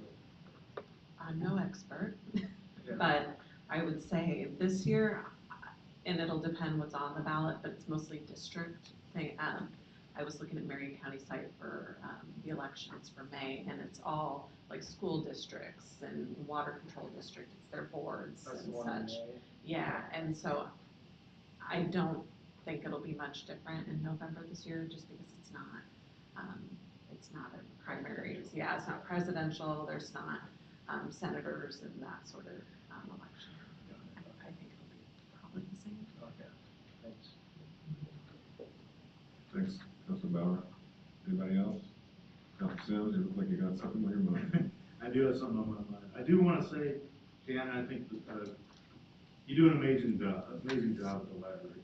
I mean, it's such an important program, and I think it's part of the identity of our city, and you do some amazing things there, so I completely support the library, and, I want to refer it to the voters, and hopefully it passes, because I think it's part of the identity of our town. The library and our beautiful parks and the pool, I mean, it's all part of the city of Stayton, our town, so, I want it to pass, and I support you, so. Okay. Looking for some direction, council. Yeah. In the form of a motion or whatever you guys want to do. Well, first of all, Mr. Mayor, Councilor Patty, I just want to also just ditto what Council President just said. Jenna, I really appreciate everything you've done, and we have asked you for cuts before, and you've answered that challenge. So thank you, and thank you to your staff for doing more with less. I'm in favor of moving this forward, and so I would motion that we, approve resolution number 25-006, 5-year local option levy for the library. I'll second that. Okay, there's a motion and a second to approve resolution number 25. Mayor, I think, to piggyback what Steve said, I think we need to leave this up to the voters. Gotcha. We can Q&A all night. Gotcha, hold on one second. There's a motion and a second to approve resolution number 25006, 5-year local option tax levy for the library. Further discussion? Go ahead. Just piggyback what Steve said. We can Q&A this all night, but ultimately it's gonna come down to the voters. Okay, anybody else? Council Orr? Mr. Mayor, a few words right now, because I asked a lot of questions and we talked a lot of the work session. And I feel like Jana, you and your team have done a really good job working within your budget, and I understand that costs are going up, including wages, and we have to be able to pay our people, and that's one of the biggest, like you said, 77% is staffing, and so I get it. I think it is time to bring it to the voters, and then we do have an opportunity at the budget committee to talk more about budgets and the, money from the general fund if we have questions or want to move money around there too as well. So. Okay. I have one more thing, Brian. Go ahead, Luke. I'm new to this, so bear with me. Julia, that piece of paper, is that like the final copy that's what's gonna be going onto the ballot? Yes. With no mention of the other letters. Alyssa, I'll let you speak. So there's two items. This is the official ballot title and the language, and that will be in the voters pamphlet along with this. So this is the official language for the ballot. There's also an explanatory statement that's gives us a little more leeway. It's kind of like any of you submitting a letter to the voters pamphlet, but it's coming from the city. And so we have a little bit more space in that, and I'm sure that will be in there along with any letters of support or opposition that are submitted, and I think that's where we probably add some more of this other language. So on the explanatory section. We'll just do it staff level. So on the explanatory section on that, do we have any say on what goes on there, or is that just totally to staff after we pass this? I mean, typically, staff it generally stays pretty close to what the ballot title language says. It might expand a little bit because we have more words. So typically it's approved at a staff level because we're just taking what you guys have already approved. If you're giving us direction that you want us to include this additional language, we can definitely do that. So do we have copies of that piece of paper in front of us? Yes, that's in your packet. Okay. I'm going to ask Ross, hopefully he's listening behind the scenes. There you are. Can you chime in on that as far as the explanatory statement and what is typical, in other cities in their review of those? Sure.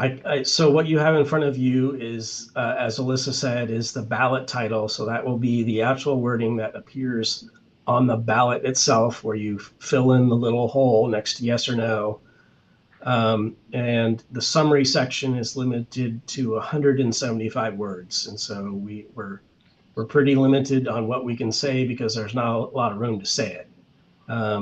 In the voters pamphlet, which is the thick newspaper print that comes with your ballot, that explains to the voters what these different measures are, we will include an explanatory statement, which is 500 words. So we have more than twice the number of words in the summary section, and in the resolution before you, you are directing your city manager to prepare that explanatory statement and file it with the county to appear in the ballot, in the voters pamphlet.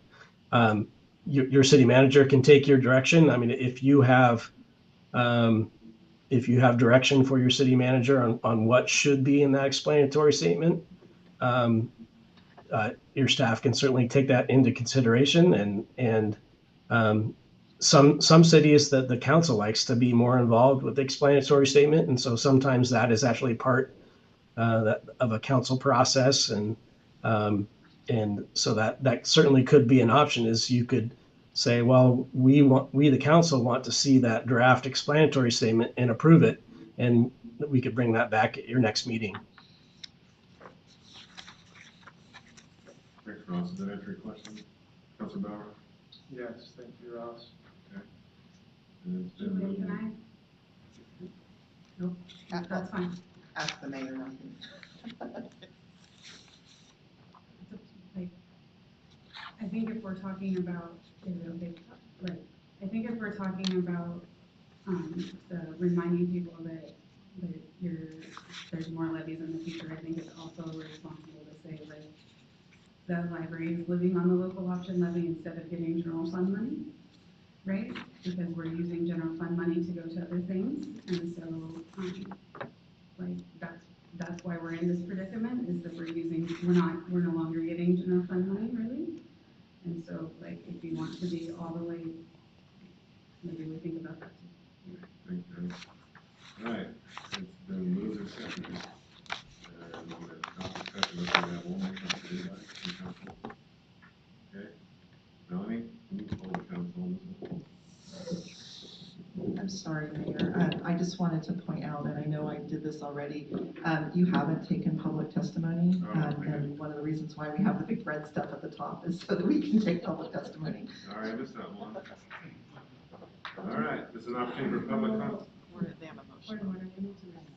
Yeah, so, hold on a minute. Yeah. Second. Can someone please? Who's second? Rescind the motion. I'll rescind the second motion. There won't be a second, the first one's right in, correct? All right, now this is an opportunity for public comment. Come on up.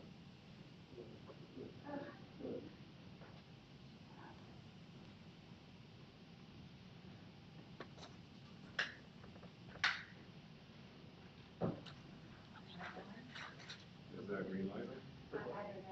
Just press the button. Yes. Okay. Yeah. My name's Eileen Camilas, and I'm a resident here of Stayton. I've lived here for 5 years, and I have been a participant as a patron and also volunteer library for several years.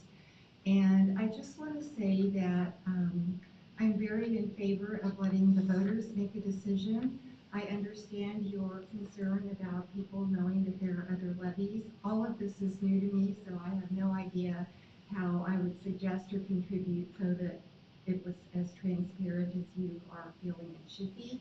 However, I want to say that we are living in uncertain times, and there are so many things that are going on in our community, our state, our country, and our world, and the library is a place where people can go in a safe space, no matter who they are, no matter demographically how they fit in, and whatever is there is offered to them for free, and it's all ages. It's a place where anybody can go and enjoy whatever is there offered for them. And let me say, I have been a library person since I was a very small child. I have never seen a library offer anything like the Stayton Library does. And I just want to say that for what they offer and for the community to have a place where they can come together in a safe space, parents, children, grandparents, friends, aunts, uncles, I've seen them all in my volunteering hours. I really would hope that at the very least, we can put it to the voters and let them make a decision. If you've never gone to the library and experienced any of their wonderful programs, or the staff that are there that treat everybody equally without bias, no matter who it is, it's just the most amazing, welcoming place that I have ever been. And it's just a very unusual library, and we are so fortunate in our small community to have something like this that is staffed by people who not only care about what they do, but they love the community members, and everybody who walks through those doors can feel that love. So I just am pleading that we can just put this before the voters and let the community make a decision about whether or not the library is important enough to agree to an additional 16 cents over the 40 cents that they're already getting in the levy. Thank you. Thank you. Adam, do you have a comment?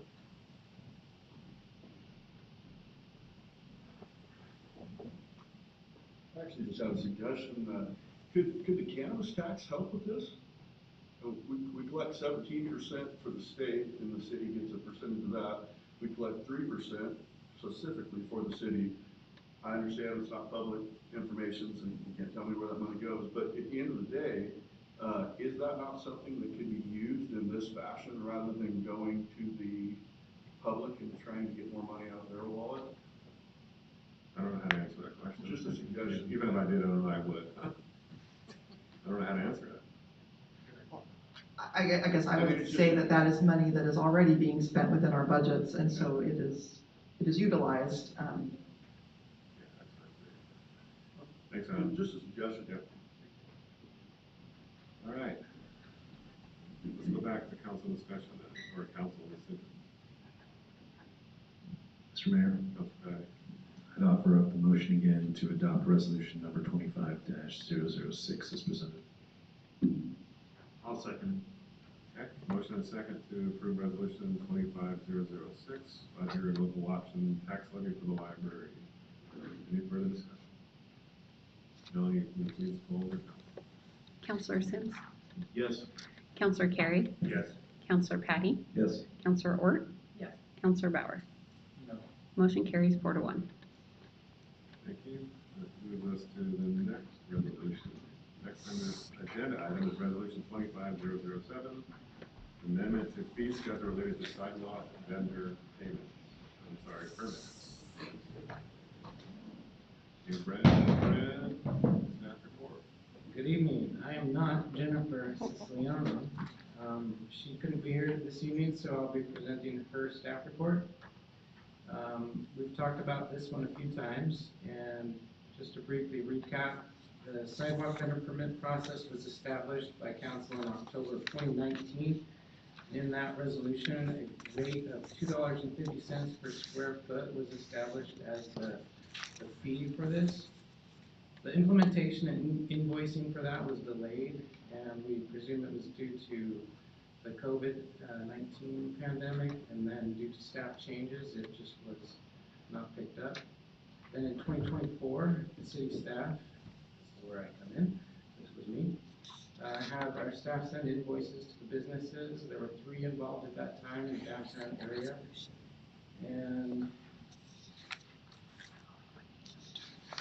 And then further discussions began. So the current resolution before you, we evaluated the permitting process and determined that it would work to have an initial application, a one-time fee, and we're proposing $100 for that. And then an annual renewal flat fee of $20 to cover the investigation and processing of permits, basically covering staff time. And that a per square foot fee would not be charged.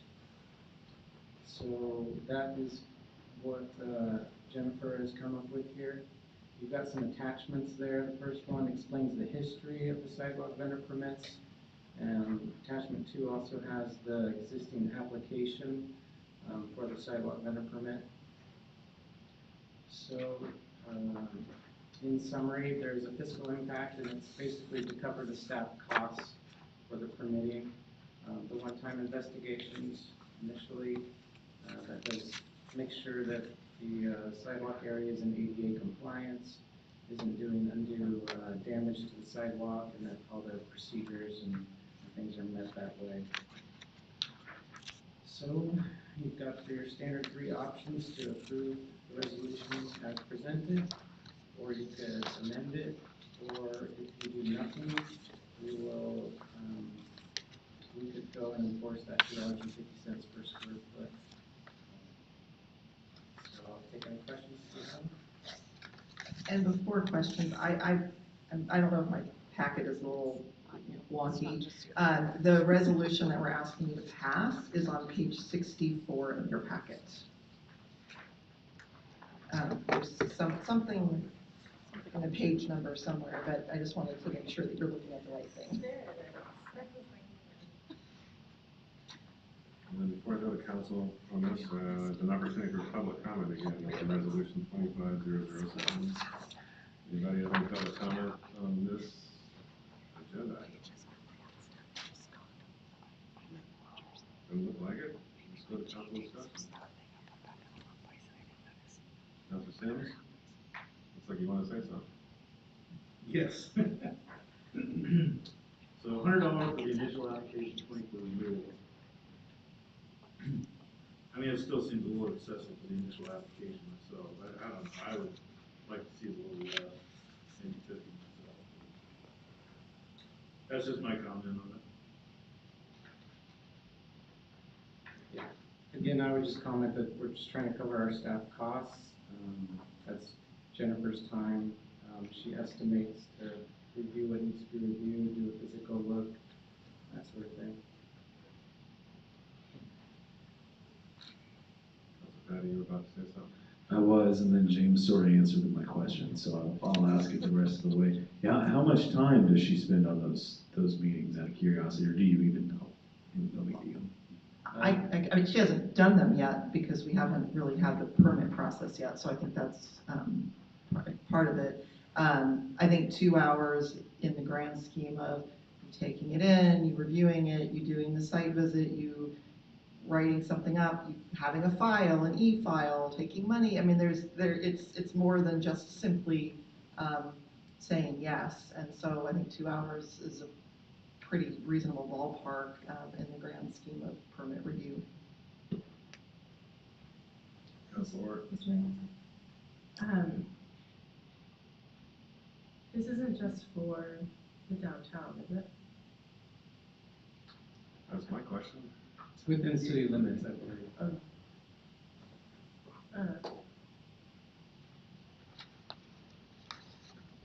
Forgive me, I didn't ask this before, but do we have any other, like, are there other businesses in town that have sidewalk? Yes, we did send letters, or we made site visits to 2 other businesses that may or may not be using sidewalks. It's part of their business, so we have kept them in the loop. They haven't submitted applications, but we're keeping them in the loop. There are other entities in the downtown core that may utilize the sidewalk vendor permit. You know, there's Trask, you know, there's other businesses that might have some vending out on the sidewalk, and we have to make sure it's within the parameters of this.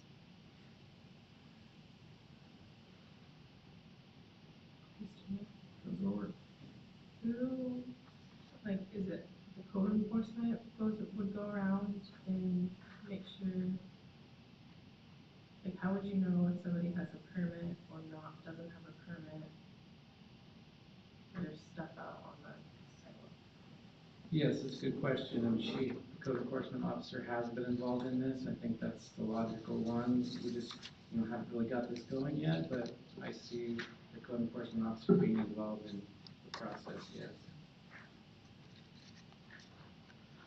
Question, Councilor Brian, Bauer, go ahead. does the vending include, like, some businesses, I know they put stuff out, like, during the day, and then they bring it back in, and they close the doors? Does that apply here?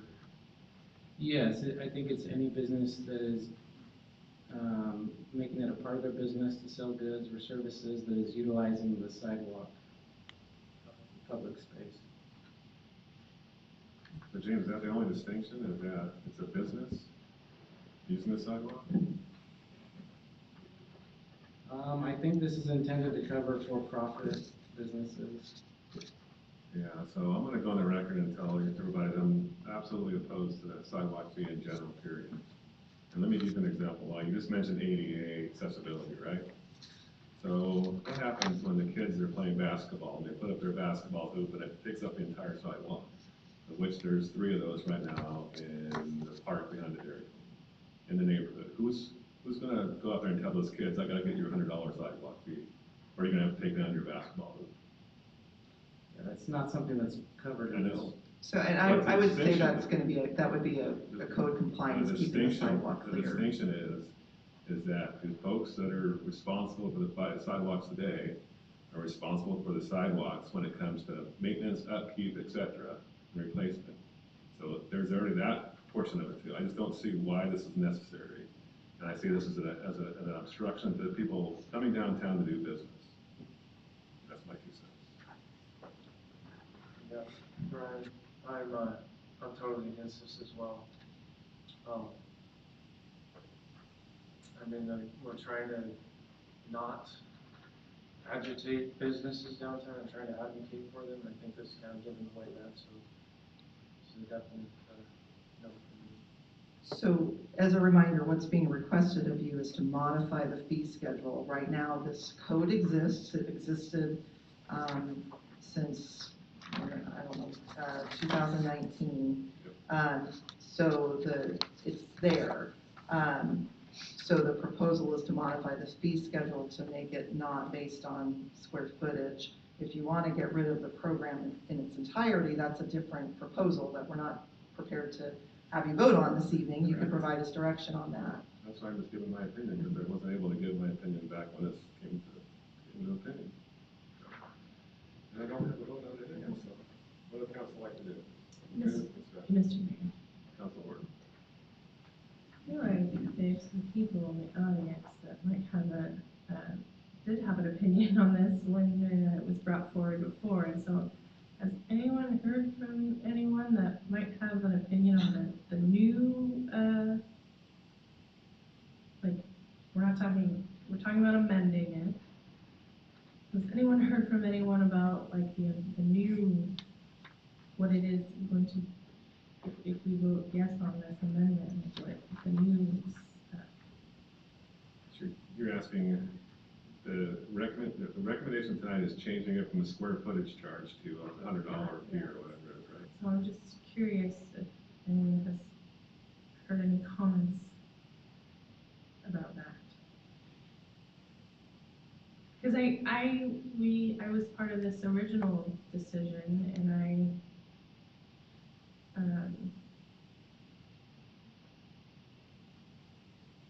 I think at the time it, without having like an idea of how it would impact the businesses and how much it was, it sounded reasonable. And then when it was brought up that Wilkins is paying 500, or it would cost $500 in a year, and the comments were made that even people who don't patronize the business also use this seating. So I guess my question is if anyone on the council has heard from anyone that it's more reasonable. Councilor Sims looks like you might have. Everything I've heard has been against the $250 per square foot sidewalk fee. I haven't heard anybody comment on an application fee or renewal fee, but everything I've heard has been negative towards the $250 per square foot sidewalk fee.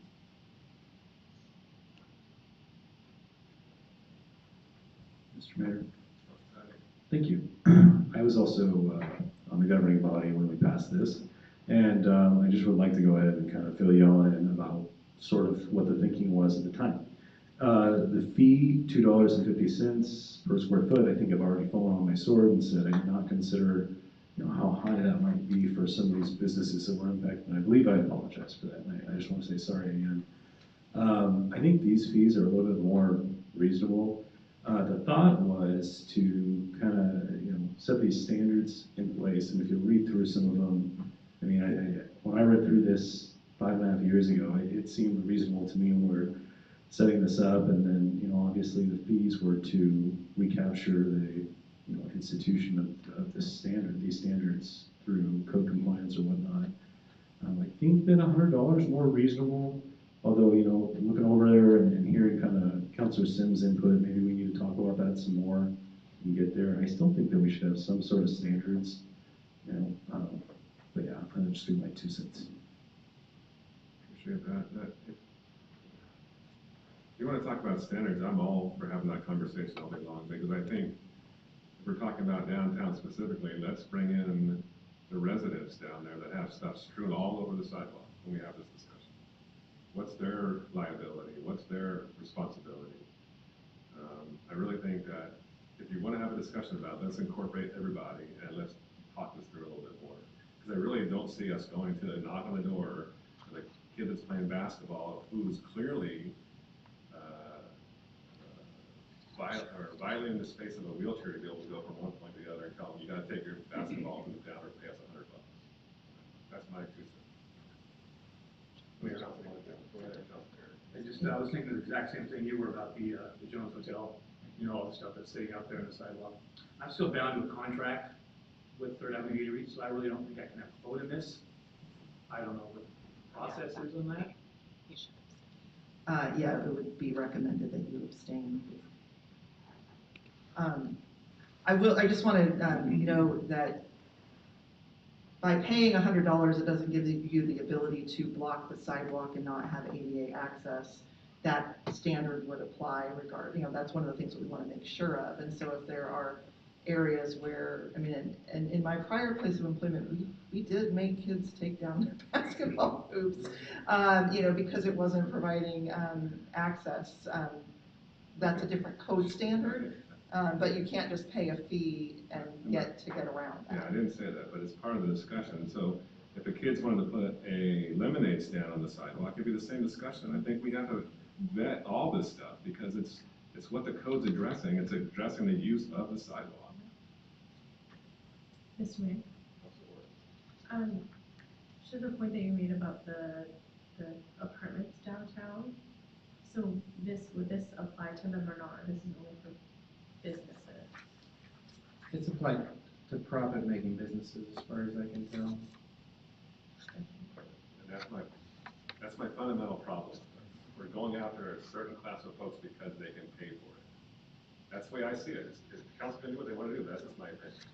Well, it's assuming they can pay for it. It's basically expanding their business footprint into public right away, where they can use it to sell their goods and services.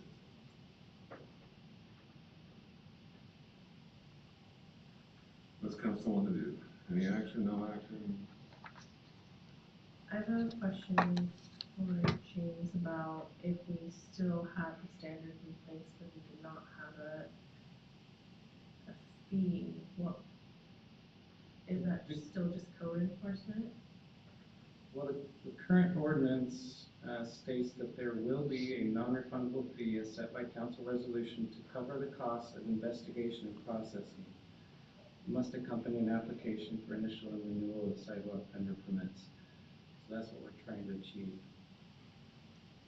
I would offer that I do think that 2 hours is probably, when you think about the whole thing, is probably pretty reasonable. If council wanted to start out with a lower amount and have staff track their time, and then come back to, in a year and, just kind of say how long it actually is taking, and ultimately then council can decide whether or not they want to subsidize or not subsidize those permits.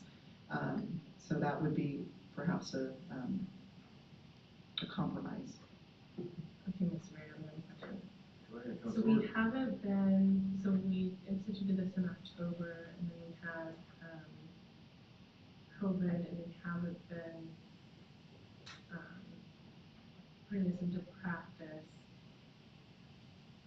or the fee, but has code enforcement been enforcing any of this besides the fee? No, this came to my attention as we were setting the fee schedule and looking at fees and wondering, I'm new to the cities, working there, so what is that? Do we charge that? No. Well, why aren't we charging it? We have an ordinance saying we'll do this, so it's not the only one, and we're looking into, getting caught up on all of these, and I'm learning about them. So I asked our code enforcement officer to look around as you're driving around, let me know where these are, and that's how it got started. Councilor, it looks like that public comment that you're asking about. It's okay, I'm gonna allow public comment.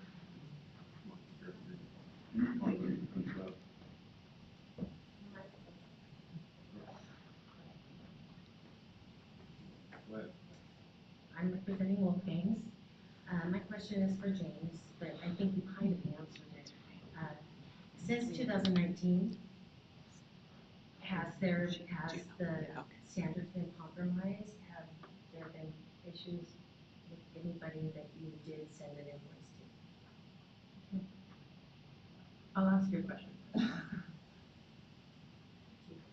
Yeah, because you can't technically ask him a question. Well, and I guess I'll kind of answer the question that Councilor Ort asked. To my knowledge, we have not had code compliance complaints since 2019. I think we did not send out invoices until recently, and we did get a bit of feedback when the invoices came out. Does that adequately answer your question, Councilor Ort? Yes, thank you. That's what I wanted. Thank you. Mr. Mayor, real quick. Just correct me if I'm wrong on this memory here. Didn't the planning director at the time, Dan Fleischman, work with some of these businesses at the time to establish compliance with these standards? Or do you even have any counsel? I am not entirely sure. In talking with a business owner, she did mention that, she did talk with Dan about what she needed to do and where she could be. We haven't found a record of any review process, so I can't say that it went through anything formal.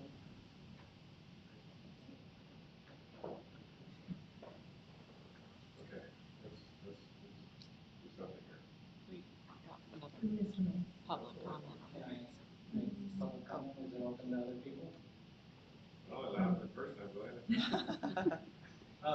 So you brought up lemonade stands, and then I heard reference to businesses making profit. It was brought to our attention when the scouts were out selling popcorn, and then lemonade's nonprofit for the scouts, but I guess would that affect everybody else there?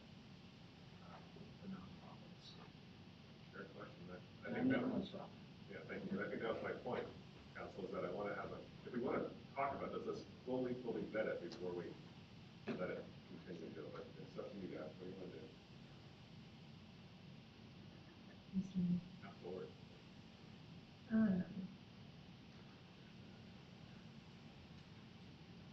I don't wanna make a motion on this right now, because I would like to direct city staff. Hold on. I wanna change the ordinance to, take out the fee. Cause I think that we can have standards on it.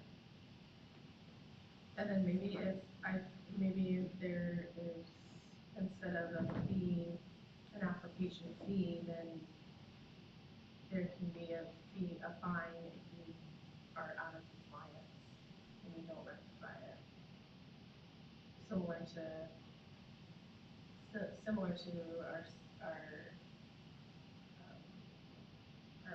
code enforcement. Instead. My recommendation tonight is to not take any action on this and bring this back. Can you guys do that? Can we do that, staff? Absolutely. I think the question is what we're bringing back. And it sounds like Councilor Ort is suggesting bringing back the ordinance itself for amendment versus a resolution to change the fee. So it would be great. Do a resolution to take the fee off, or do we? No, that would have to be by ordinance because that's code. So I would like direction on what you want to see. So I guess my take would be bring the ordinance itself back for council to discuss it and figure out how they want to change it. So I would recommend we do a work session then, because you don't want to, we don't want to do that on the fly. We need to let the public know what you're considering amending something to, so they know what to comment on. Okay, what does council want to do here? Let's give some direction to staff so we can move along. We're getting close here. Have a work session, bring the ordinance back, so we can make changes. That we want to see on it. I'm fine with that. Let's have that. There you go. Okay, thank you. Second quarter finance update, Mr. Brand.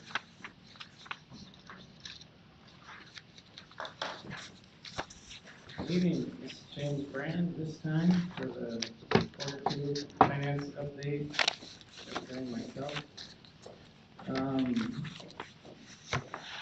This is a financial summary for the city at the end of the second quarter for the 2025 fiscal year.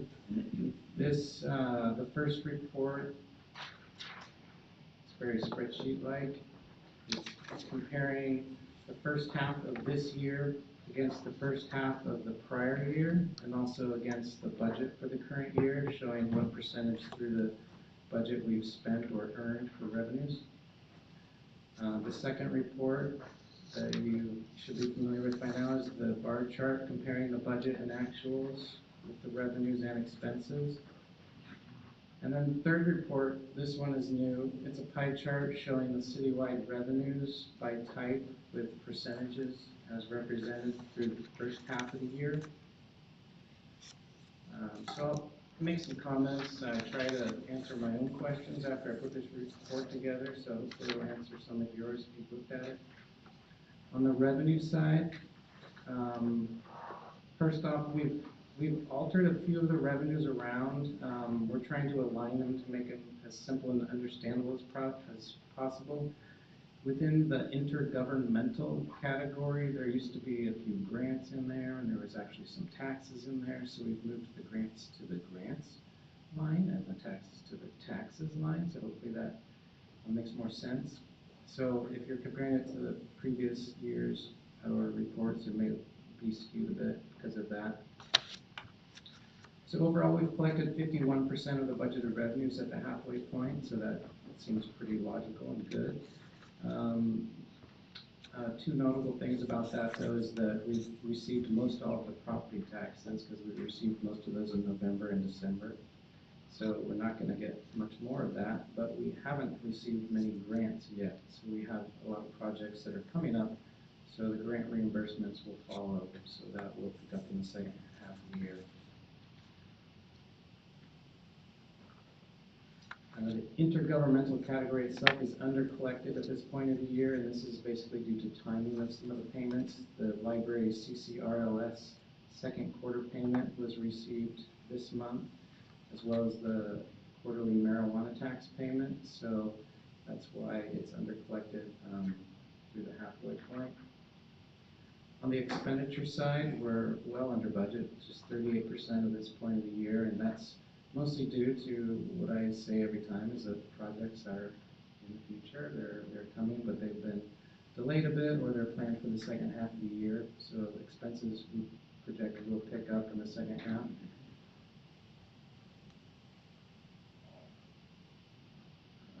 Let's just wrap it up. So in the written area, I've included the cash balances by fund with a comparison of the balances at the end of the first quarter and have added the end of the second quarter. You can see general fund jumped up a bit. That's because of those property taxes we've received. Also, library, parks, and pool are up, and that's again because of the levy income that they've received. The water fund balances declined, and that's due to debt service payments as well as water payments for the projects done on Ida Street.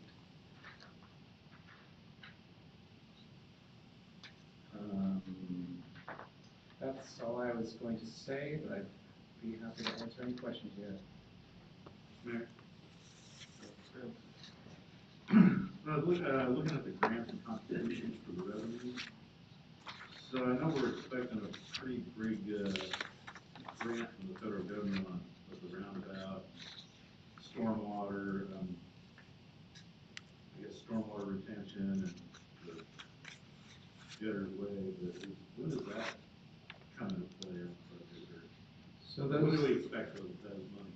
Yeah, those three projects are not included in this year's budget. They're projects even well further out in the future. So the grants and contributions revenue, most of that is the HUD project.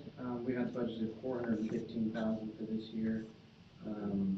It's actually a longer process than that, and we're not going to receive nearly that much, I don't think, this year. Yeah, I think that's correct. It's taking, there's some more, it's complicated. Yeah, but also there's a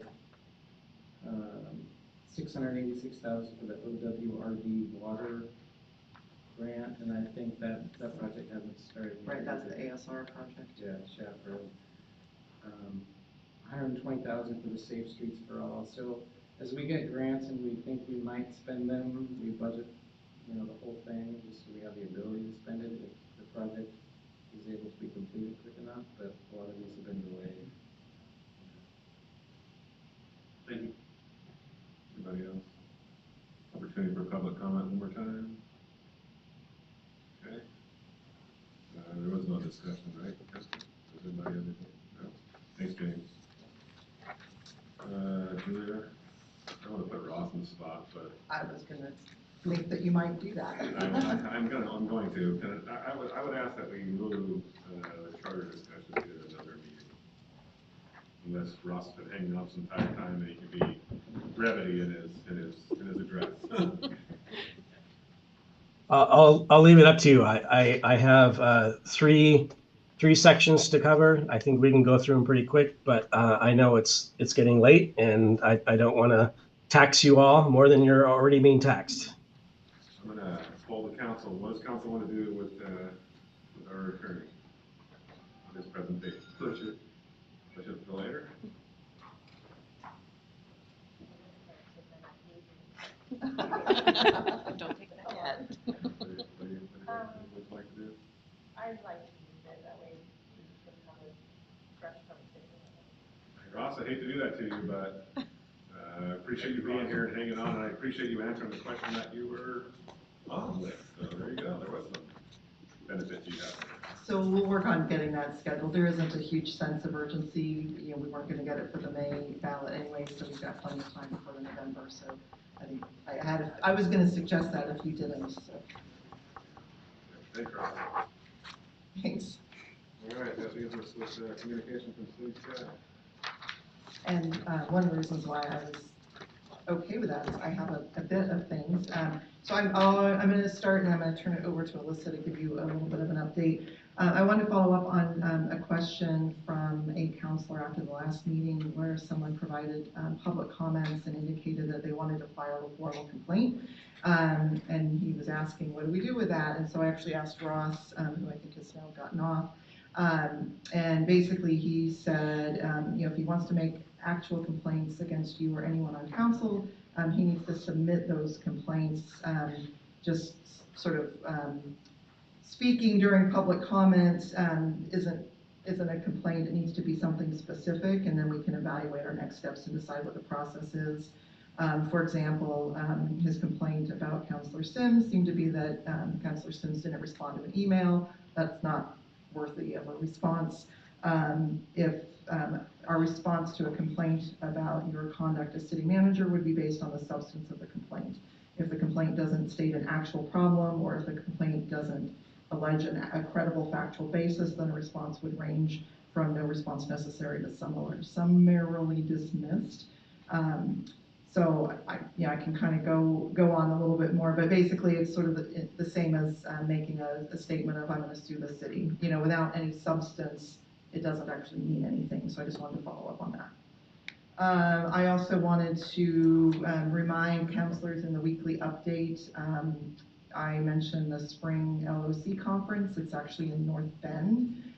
There are a number of interesting looking topics, and Councilor Sims indicated he was interested in going. We do have funds because we only had one counselor go to the fall conference. It'd be nice to have more than one. Yeah, it would be nice to have more than one. I was not planning on going, but the topics are really good, so it would be great to have some counselors there. I believe so. It's like May 1st and 2nd, I believe. So let me know. We don't have to get you in right away, but if we want to get a room and that stuff, we probably want to get something reserved fairly quickly. So think about that. And just as a reminder, and I know we had a counselor that we had a little issue with not cashing a check, and we had to reissue a check. The city does pay for mileage as well as per diem for meals and the hotel room, so you don't have to worry about using your own money. That is part of being a city or a counselor, a volunteer. So I just wanted to point that out. Board reports. Parks Board, we had a few weeks ago, we actually had no quorum. But a record number of attendees. And I don't know if Councilor Sims was planning on sharing more about it when he does his updates, but I just wanted to share about that. The library board meeting is tomorrow. There's going to be updates from Jana, as well as I think a board report and Friends of the Library report. Arts Commission is meeting on Thursday. They're going to be continuing discussions of contacting art teachers. They're also going to be thinking about Community Improvement Grant, Community Survey for Public Arts, and a St. Patrick's Day chalk drawing, which I'd like to learn more about. And then Planning Commission next Monday is actually canceled due to lack of agenda items and quorum, so that's what's coming up. And then I asked Alyssa, we've had a little bit of an issue at the pool. I don't know if you've heard about it, but I'm going to give her the microphone to give you an update. So, it's going to sound bad, but it's really not quite so bad, okay? So sometime between this last Saturday at 4:30 when we closed and noon on Sunday, a seal blew out on the main pump in the pool's mechanical room. Staff came in, they found, there's a video, there's just water spraying everywhere in the pump room. It's flooded. It caused significant water damage, including when the pump initially blew a hole in the ceiling into the attic, which then let water flow into the ceiling of the pump room. It flooded. There's flooding in both the mechanical room and the attic area. There are now, because of the water damage, several holes in the ceiling of the mechanical room. Both the slide motor and slide controller switch box were drenched in water. We don't know the extent of the damage on that. We're hopeful that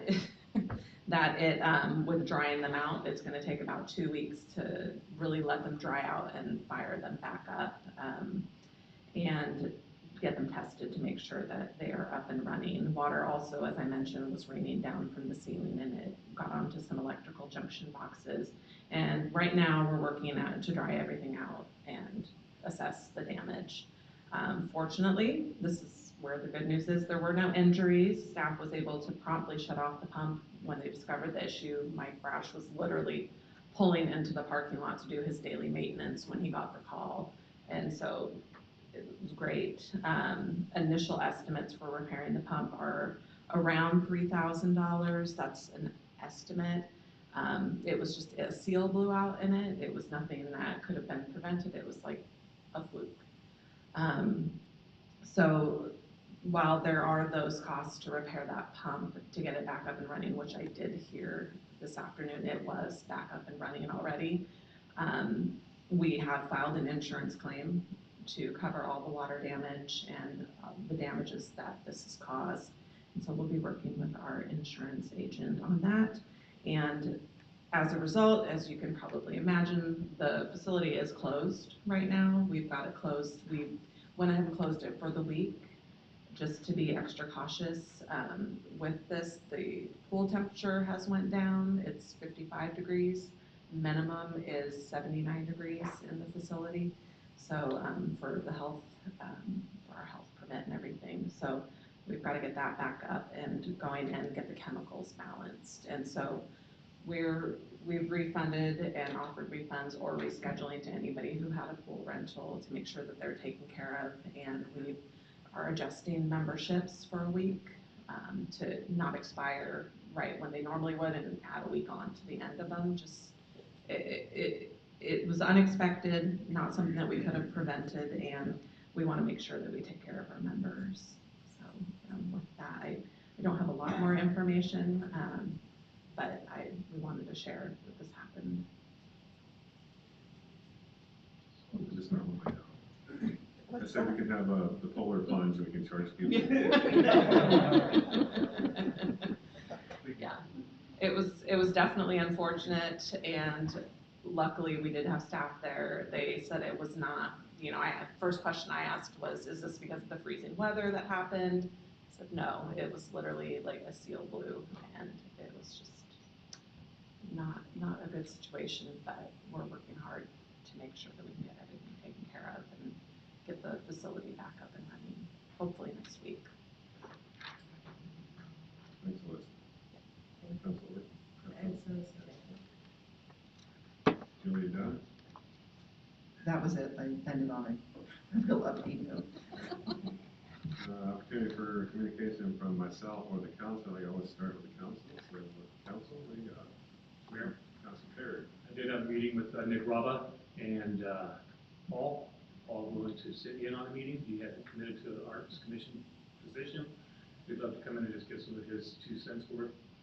And the other thing that Nick and I were discussing this morning was the opportunity to reach out to the students in the art classes, several classmen at the high schools, Regis and Stayton, to see if any kids are interested in that, being part of that, and taking some ownership of it.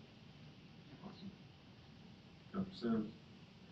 I will say about the Parks Board, we approved some really good candidates for the Park Board. Tricia does a great job, and Marco Laverio and Jared Burns. They're all real good candidates, and I definitely recommended them, so I was real happy to see we might have a quorum. It's been a few months since they've had a quorum, so. That, and I had 2 quick things. I know everybody's tired, but go ahead. First of all, I had heard some complaints about the dog stations downtown. And can I ask, what is our policy? Is it city staff, public works emptying the trash stations in those 8 dog stations, or is it left up to businesses that are there? No, that I think what you probably heard was in response to some information I brought forward to the RDS meeting last week.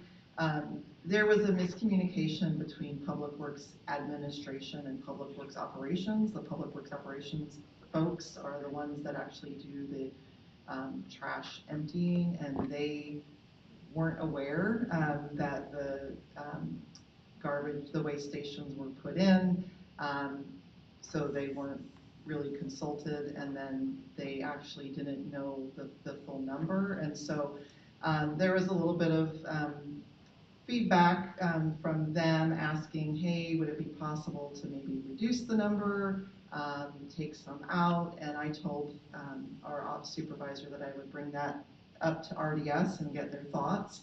I got their thoughts, and there wasn't a lot of support for that. And so I think that's what the response is too, is just me bringing that information to RDS because I was getting that feedback from my staff. Okay. But so- we do and will continue to empty them.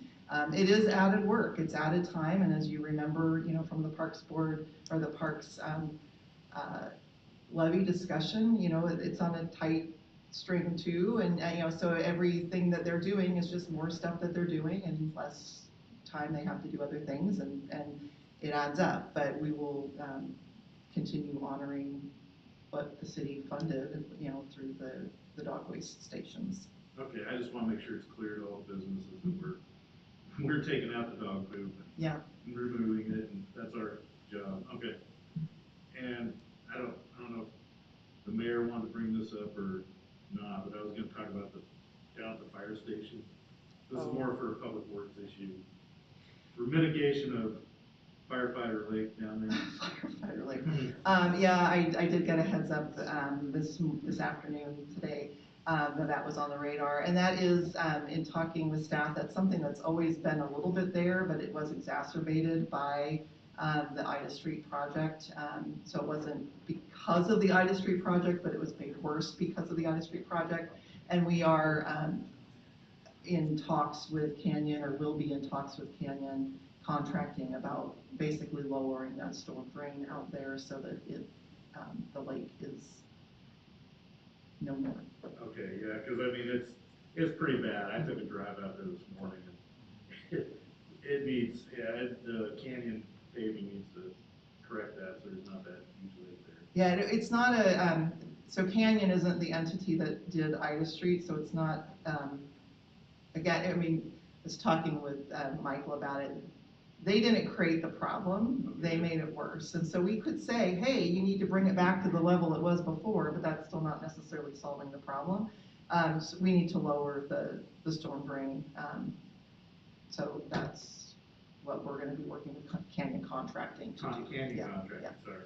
All right, yeah, I just wanna make sure we're doing something with Yeah. it, that's just gotta be fixed. Appreciate it. That was it. Thank you, Mayor. Appreciate it. Yeah, just wanted to go ahead and give you guys an update on my liaison efforts here. So I reached out to the executive director with the chamber board and just received kind of a notice that their meetings are typically closed when they do their board of directors or whatnot, but they will have me come at some sort of regular reoccurrence to present as a guest speaker. So I was just thinking that, in addition to kind of just being a listening session for me to take back to you guys and that, is there anything you want presented to the chamber specifically? If you could just get that to me by email or get it to Julia and then get it to me, I will do that. Councilor, anything?